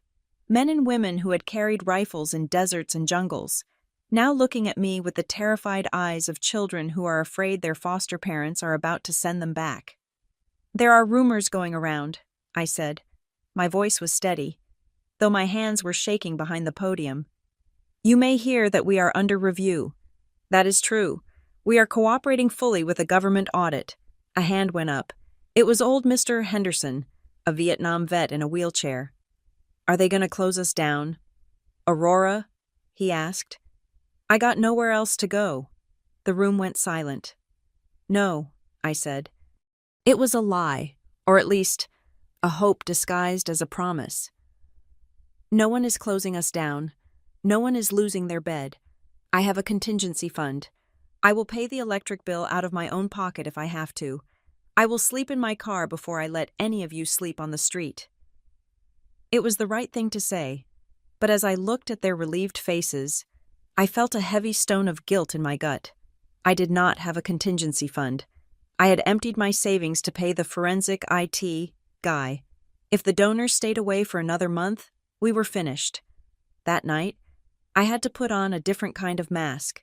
It was my mother's 65th birthday. Under normal circumstances, I would have feigned illness. I would have claimed a crisis at the shelter, but I knew that if I did not show up, it would look like an admission of guilt. In my family, attendance is mandatory, affection is optional. The dinner was held at a French bistro that served portions so small they looked like insults. My father, Gordon, was wearing a new suit. My mother, Elaine, was draped in pearls, beaming with the fragile happiness of a woman who believes that if the table setting is perfect, the family is perfect. And then there was Mallory. She arrived with Blake. They looked like a campaign poster. Blake was tanned, relaxed, smiling his shark-like smile. He shook my father's hand firmly. He kissed my mother's cheek. He did not look at me. Mallory did. She looked at me with a triumphant, predatory glint. She thought she had won. She thought I was currently drowning in paperwork, terrified and broken. She had no idea that I had given Agent Calder the map to her husband's crimes. We sat down. The waiter poured wine. "So," Mallory said, after the appetizers were cleared, she swirled her Chardonnay. "I heard some disturbing news today. A friend of mine on the hospital board mentioned that Harbor Bridge is being investigated by the IRS. Is that true?" Aurora. The table went deadly quiet. My mother dropped her fork. "Mallory, not now," Mom whispered. "I am just asking," Mallory said, widening her eyes in mock innocence. "I mean, it is humiliating. People are talking. They are saying it is fraud.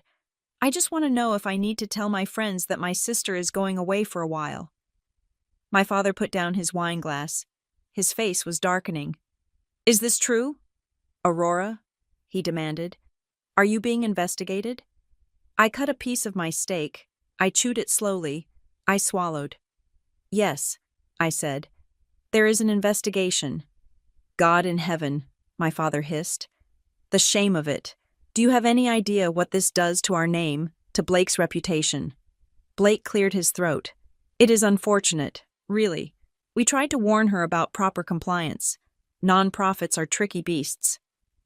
I looked at Blake. He was so smooth, so confident.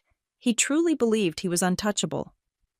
"It is funny you mention compliance, Blake," I said. "Considering the investigation is focusing on vendor fraud," Blake's smile faltered for a fraction of a second. "Vendor fraud?" Mallory laughed. "See, I told you. She is paying her friends under the table." I turned to my sister. I looked her dead in the eye. "Mallory," I said, "you have so many opinions about my work. You talk about it constantly. But let me ask you a question.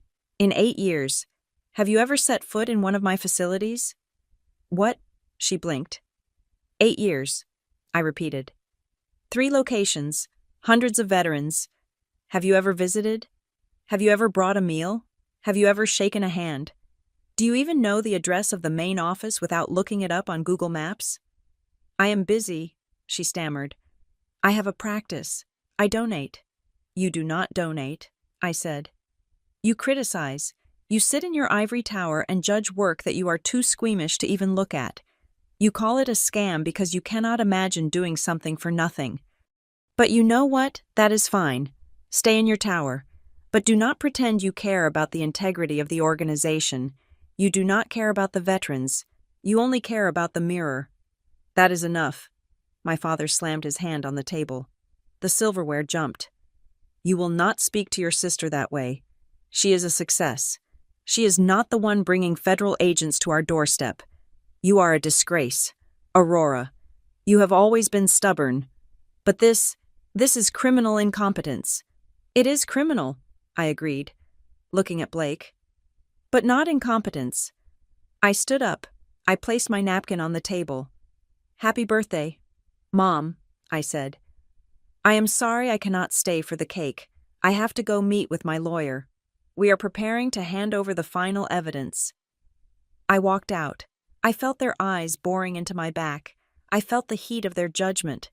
But for the first time in years, it did not burn. It just felt like fuel. The next morning, the dynamic shifted. My lawyer, Sarah, called me at 7. Good news and bad news, she said. The good news is that Agent Calder has officially signaled that the fraud allegations against you personally are unsupported. The timeline you built was bulletproof. They see the separation of duties. They see the login anomalies. And the bad news, I asked. The bad news is that they are opening a secondary probe into the contractors and the referring parties, Sarah said. They are going to start subpoenaing personal emails, and they are going to interview the board. The net was closing. At noon, I received a text message. It was from a burner number. Meet me at the parking lot behind the old stadium. Row G. 30 minutes. Alone. I knew who it was. I drove to the stadium. It was an abandoned concrete bowl on the edge of the city, a monument to failed urban planning.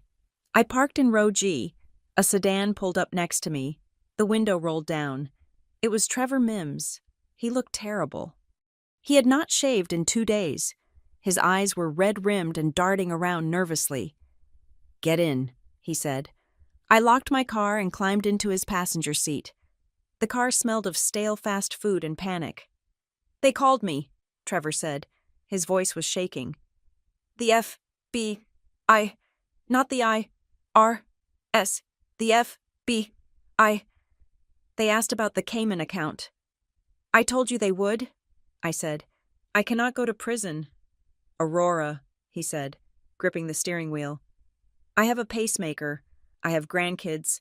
I was just trying to help the club. Blake said it was standard arbitrage. Blake lied to you. Trevor, I said. He used you. I know, he whispered. I know that now. He turned to me. There was desperation in his eyes, wet and pathetic. I'm going to cut a deal, he said. My lawyer is talking to the prosecutor this afternoon. I am going to tell them everything about the logins. I am going to tell them that Blake gave me the North Pier contract and told me to upload it. Good, I said. That is the truth. But there is something else, Trevor said.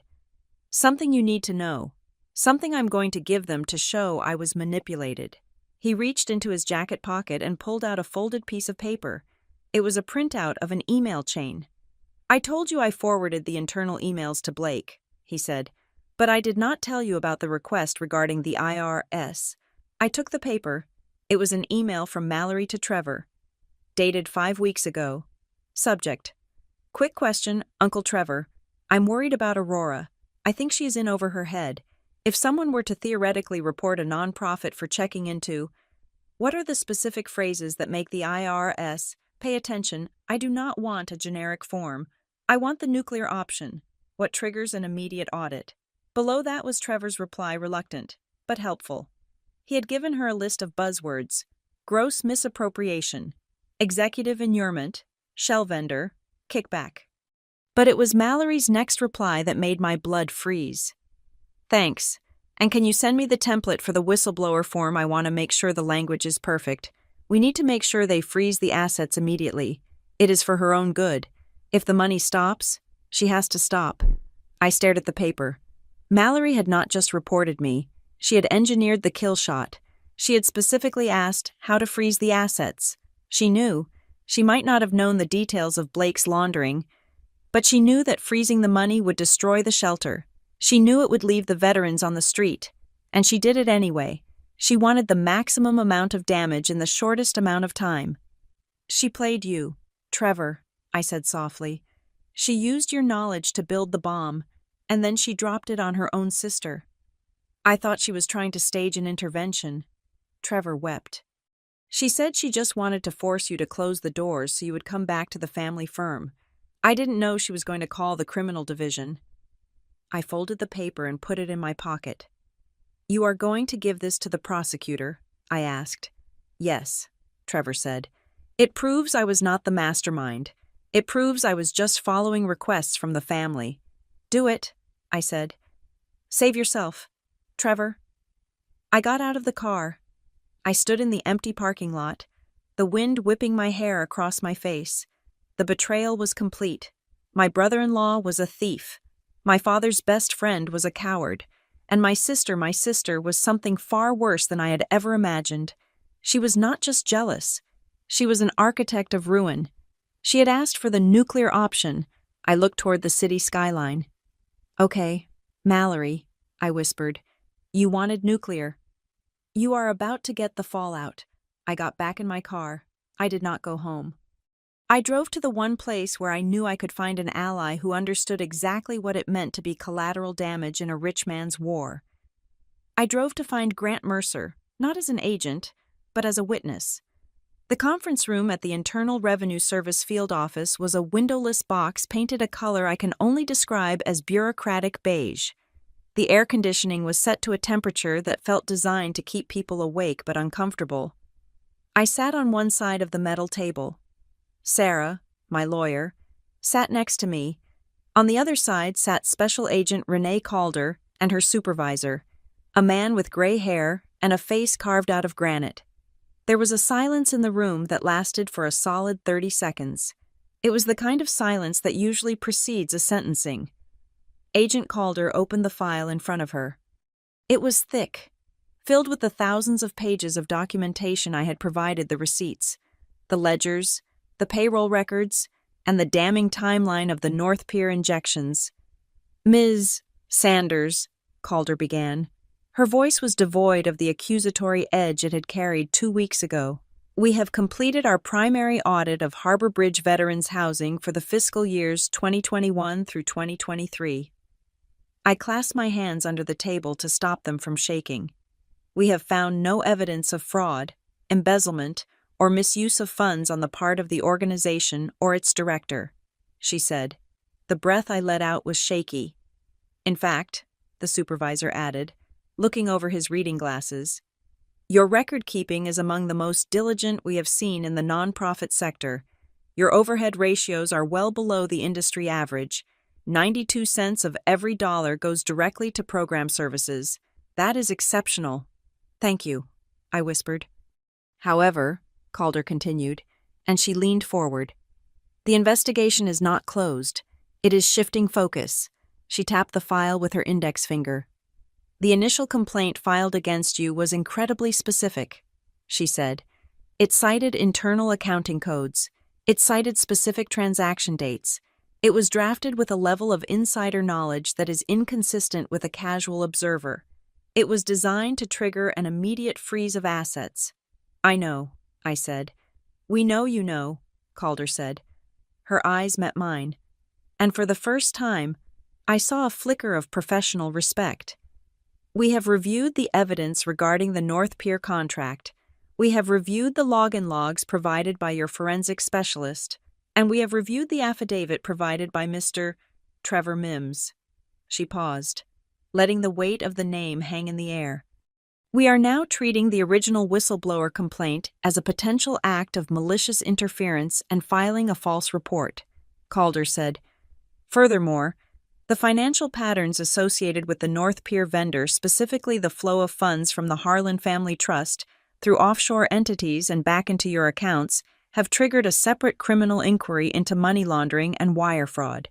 Sarah squeezed my arm under the table. This was it. The boomerang had returned. "We are not charging you," Calder said, "but you are now a material witness.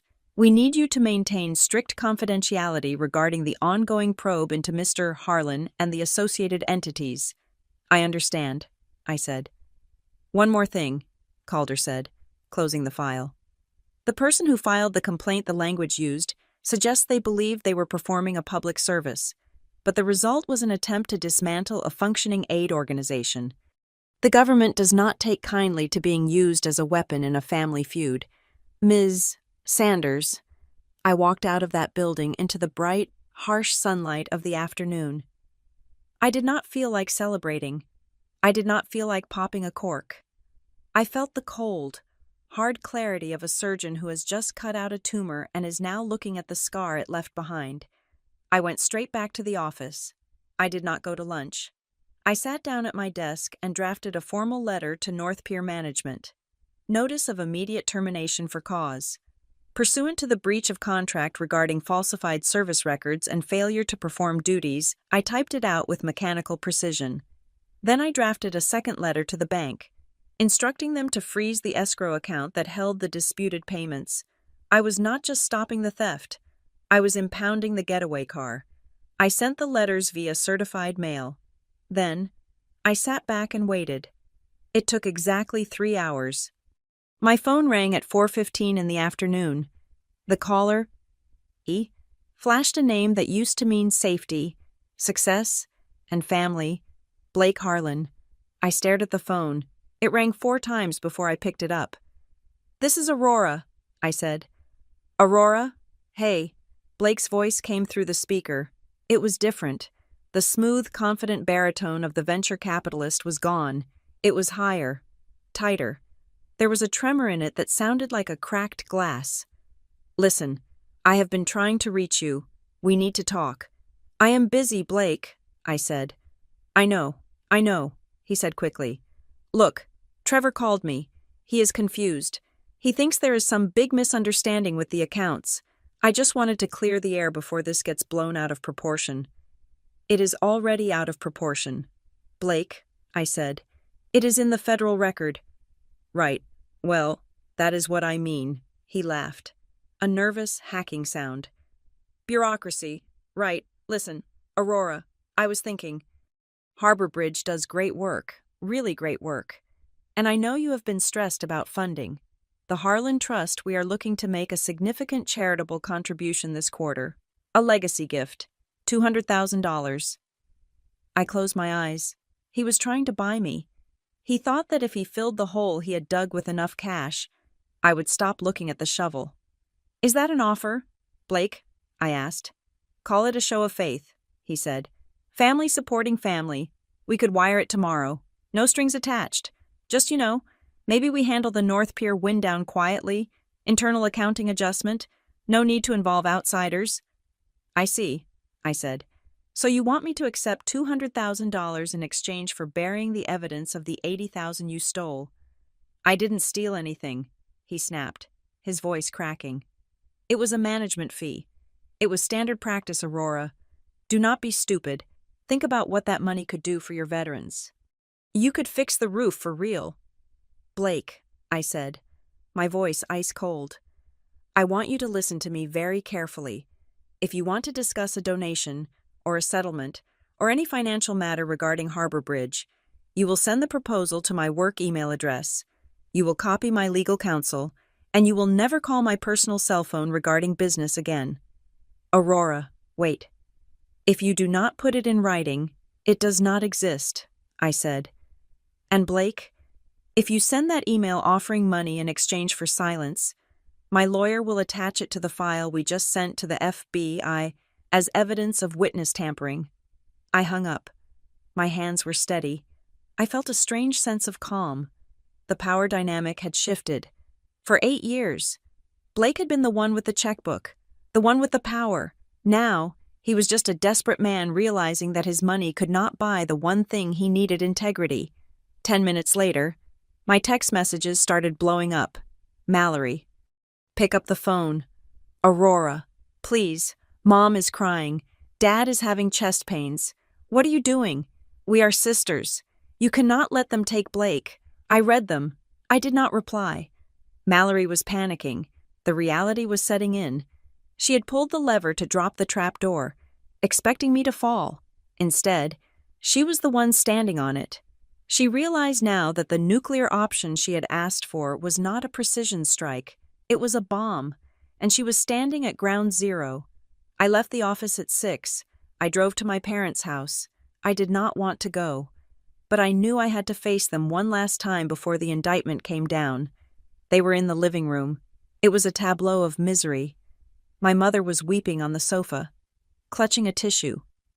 My father was pacing by the fireplace, his face a mottled red. When I walked in, the room went silent. "You," my father said. He pointed a shaking finger at me. "You did this. You went to the authorities. You turned in your own family." I answered questions. "Dad," I said, "I told the truth. That is what you taught me to do. Isn't it?" "The truth," he spat. "The truth is that you are vindictive. Blake made a mistake. Maybe he got a little creative with the accounting, but he did it to help us, to help the portfolio. And Mallory, she was just trying to protect you from yourself." "Protect me?" I asked, stepping further into the room. "She asked for a template to freeze my assets. She tried to shut down the shelter. She tried to put 40 veterans on the street. She was worried about you," my mother wailed. "She thought you were overworked. She thought if the nonprofit closed, you would come back to us. She loves you, Aurora." I looked at them. I looked at the expensive furniture, the art on the walls, the velvet curtains that shut out the world. They were so terrified of losing their status that they had twisted the definition of love into something unrecognizable. "Mom," I said gently, "love is not filing a false federal report against your sister. Love is not trying to destroy her life's work because you are jealous." "She is not jealous," my father shouted. "She is successful. She has everything." "She has nothing," I said. "She has a husband who is a criminal and a family who enables her cruelty. That is not success. That is a tragedy." "You are destroying this family," my father said, his voice dropping to a low, trembling growl. "If Blake goes to prison, if Mallory gets charged, it is on your head. You are burning down the house. Aurora." I looked him in the eye. "No, Dad," I said. "I am not burning it down. I am just the one who finally called the fire department. You two have been letting them play with matches for years because you like the warmth." I turned to leave. "If you walk out that door," my father called after me, "do not come back." I stopped. I looked back at the house I grew up in. It felt small. It felt suffocating. "I won't," I said. I walked out to my car. The evening air was cool and crisp. I felt lighter than I had in years. The cord was cut. The weight was gone. I started the engine. My phone buzzed again. It was not Mallory. It was not Blake. It was a number I did not recognize. Area code 202, Washington, D.C. I answered it. "This is Aurora Sanders." "Ms. Sanders," a woman's voice said. "My name is Sarah Jenkins. I am an investigative reporter with the Washington Post." I stiffened. "I have no comment." "Please, just listen," the reporter said. "I received a tip 3 weeks ago. An anonymous source sent me a packet of documents alleging massive fraud at a veterans charity called Harbor Bridge. They claimed the director was funneling money to a vacation home. Mallory. She had not just gone to the IRS. She had gone to the press. She wanted to make sure I was destroyed in the court of public opinion, too. The source was very convincing, Gatesh, the reporter continued. But then I started doing my own digging. I checked the court records. I heard rumors that the IRS actually cleared you today, and I heard rumors about a counter-investigation into a venture capital firm." She paused. "Ms. Sanders, I have the story about the fraud allegations. It is going to run. But right now, it is a story about a corrupt charity. If what I am hearing is true, the real story is about a charity that fought back against a corrupt system. I want to tell the truth, but I need you to confirm it." I sat in my car, gripping the steering wheel. Grant Mercer's words came back to me. Agents hate being used. The public hated it too. If I stayed silent, the rumors would fester. Mallory's initial lie would be the only thing people remembered. "Nonprofit investigated for fraud." That headline stays with you forever. But if I spoke, if I told the whole truth, I could use the story. I could use the spotlight. I could turn the scandal into a shield. I could show the world exactly what Harbor Bridge was, and exactly who had tried to destroy it. "Ms. Sanders," the reporter asked, "are you there?" "I am here," I said. I looked at the dashboard clock. It was 8 o'clock. The shelter would be quieting down. The veterans would be gathering in the common room for coffee. "You said you want the truth," I said. "Can you be in Baltimore tomorrow morning?" "I can be there by 9, she said. "Good," I said. "Meet me at the shelter. I will show you the books. I will show you the letters from the IRS, and then I will introduce you to the people my family tried to evict." "Does this mean you are going on the record?" she asked. "Yes," I said. "Everything is on the record. I am done with secrets."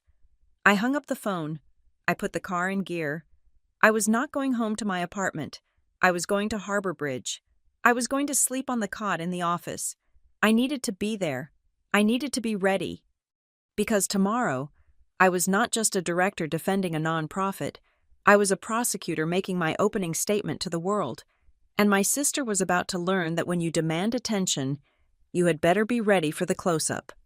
The venue for the Harbor Bridge annual gala was not the ballroom of the Ritz-Carlton. It was the gymnasium of the Westside Community Center.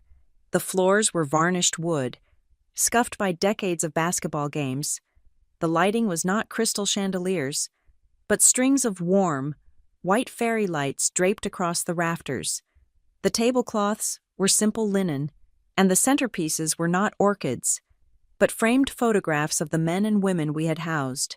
It was humble, it was real, and it was the perfect stage for an execution. I stood at the podium, checking the microphone. The room was filling up. We had invited everyone, the donors who had canceled their checks, the city council members who had whispered about the investigation, the reporter from the Washington Post, Sarah Jenkins, who was sitting in the front row with a notebook on her lap, and, of course, the family. They arrived in a cluster, moving like a single organism designed for self-preservation. My father, Gordon, wore his tuxedo like armor. My mother, Elaine, was smiling the tight, terrified smile of a woman walking across a minefield. And trailing behind them were Blake and Mallory. Mallory looked pale. She was wearing a red dress that was too loud for the room, a desperate attempt to project confidence. Blake looked sweaty. His eyes darted around the room, scanning the exits, scanning the faces. He was looking for federal agents.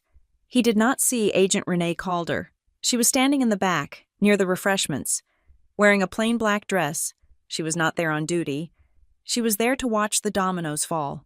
I walked over to greet them. I did not hug them. "You came," I said.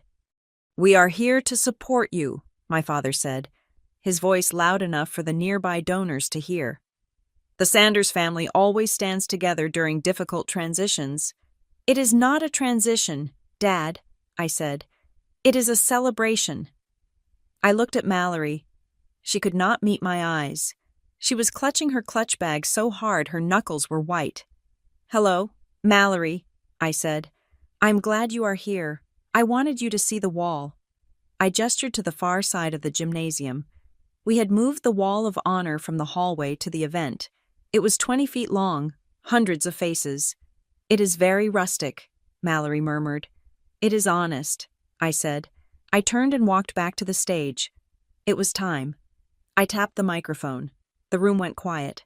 The chatter of 300 people died down to a hush. "Good evening," I said.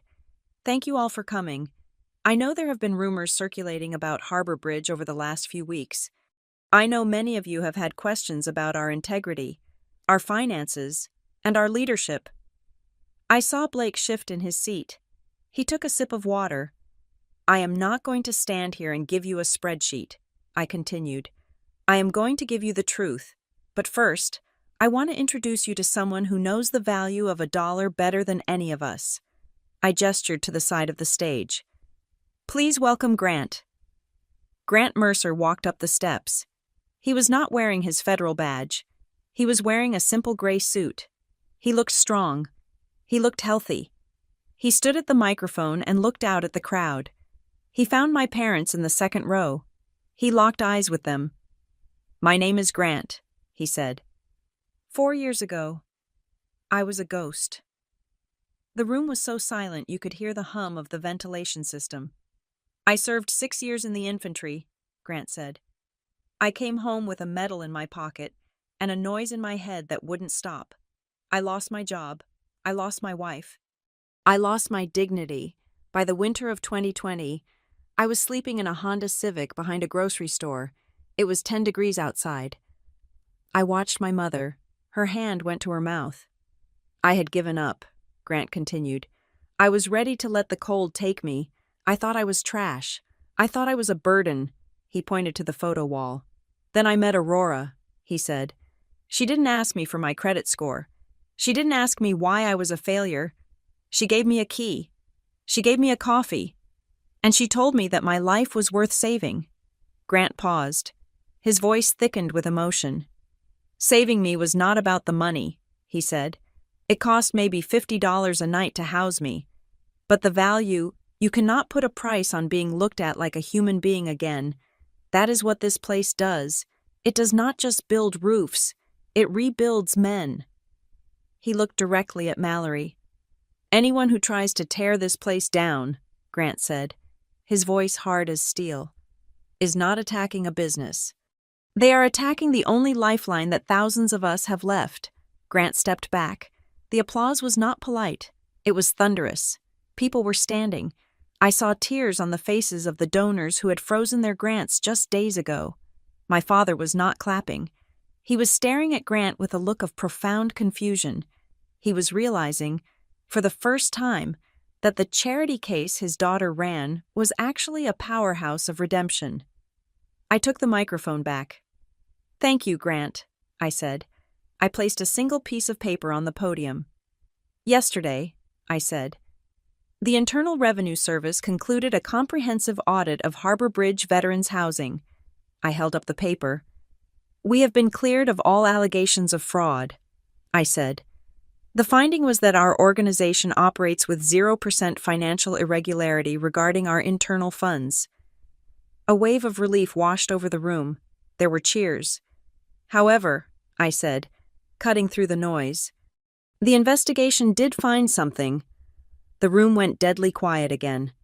It found that our organization was the victim of a sophisticated external attack, I said.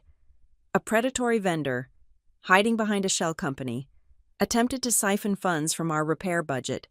This vendor was introduced to us by a trusted source, and the attack was coordinated with a false whistleblower complaint designed to freeze our assets so the theft would go unnoticed. I looked at the table where my family sat. Blake had stopped drinking his water. He was frozen. I want to be very clear, I said, my voice projecting to the back of the room. The person who filed the complaint against us knew it was a lie. They used the federal government as a weapon to cover up a crime. They tried to burn down this shelter to hide their own greed. I saw the reporter, Sarah Jenkins, writing furiously. We have identified the shell company, I said. It is called North Pier Management. Blake flinched as if I had slapped him. And as of this morning, I continued, I have turned over the full file including the email chains, the IP logs, and the bank tracing records to the Federal Bureau of Investigation and the United States Attorney's Office. I looked straight at Blake, then I shifted my gaze to Mallory. We do not hide from the law here, I said. We welcome it, because the truth is the only currency that matters. Blake stood up. His chair scraped loudly against the floor. We are leaving, he hissed at Mallory. He grabbed her arm. It was aggressive, violent. Sit down, Blake, Mallory whispered, trying to pull away. Everyone is watching. I said we are leaving, Blake shouted. The veneer of the happy family shattered right there in the middle of the gymnasium. Mr. Harlan, a voice boomed from the front row. It was Marcus Thorne, the retired general on my board. He stood up. He was 65, but he still looked like he could command a tank division. I suggest you sit down, Marcus said. Unless you want to explain to these good people why you are running away the moment the truth comes out. Blake froze. He looked at the door. He looked at the crowd. He saw 300 pairs of eyes judging him. He saw the reporter holding up her phone, recording him. He sank back into his chair. He looked small, defeated. I turned back to the crowd. We have learned a hard lesson, I said. We have learned that trust must be verified. So, going forward, we are implementing a new transparency protocol. Every vendor, Every donor and every referral will be vetted by an external forensic team. I took a breath. But we are not going to let this stop us, I said. In fact, we are going to grow. I looked at the back of the room. A hand went up. It was the CEO of the grocery chain that had canceled our contract. Aurora, he called out. I want to apologize. We acted out of fear, and I want to make it right. He walked toward the stage. He pulled a check from his jacket pocket. We are reinstating the food delivery, he said, and we are adding a cash donation of $100,000 to the general fund, on one condition. What is the condition? I asked. That you use part of it to teach other nonprofits how to survive attacks like this, he said. We want you to set the standard for integrity. I smiled. It was the ultimate victory.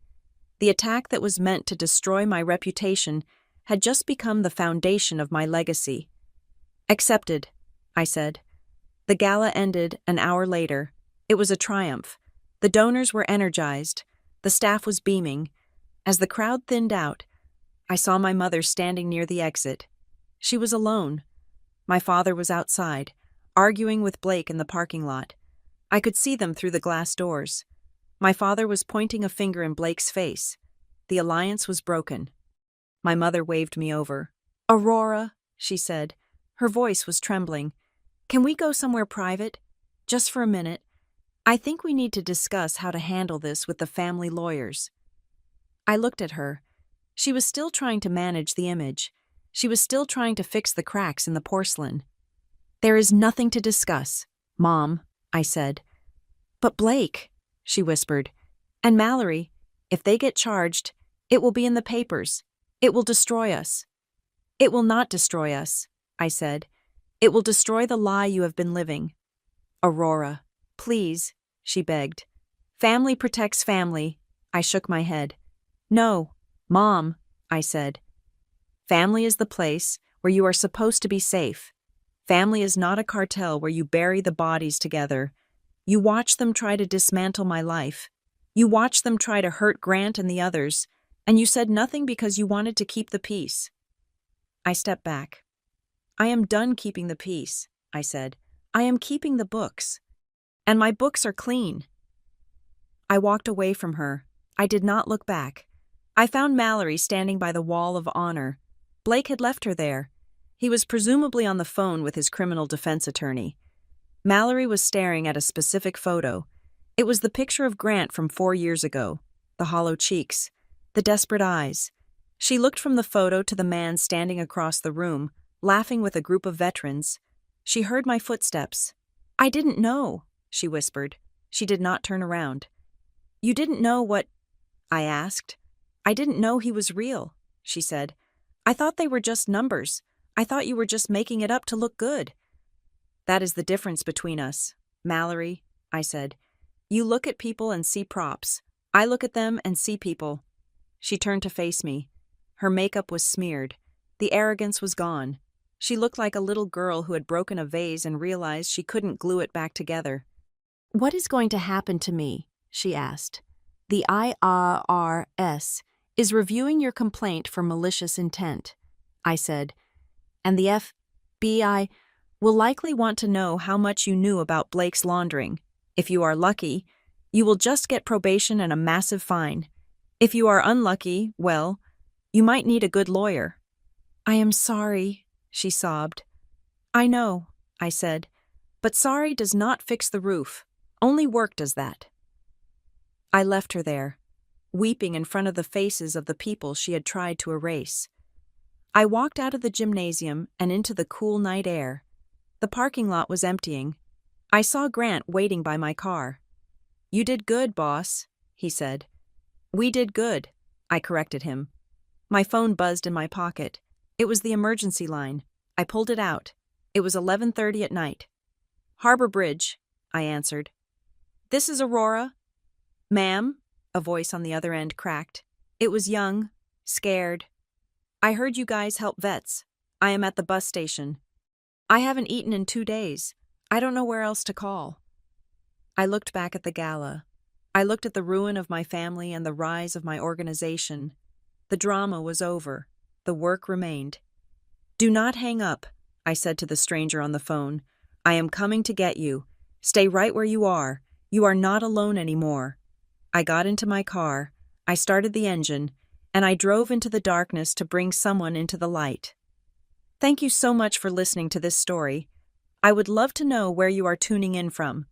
So please drop a comment below and let's get a conversation started. If you enjoyed seeing justice served, make sure to subscribe to Maya Revenge Stories. Hit that like button and smash the hype button to help this story reach even more people. Your support means the world to us.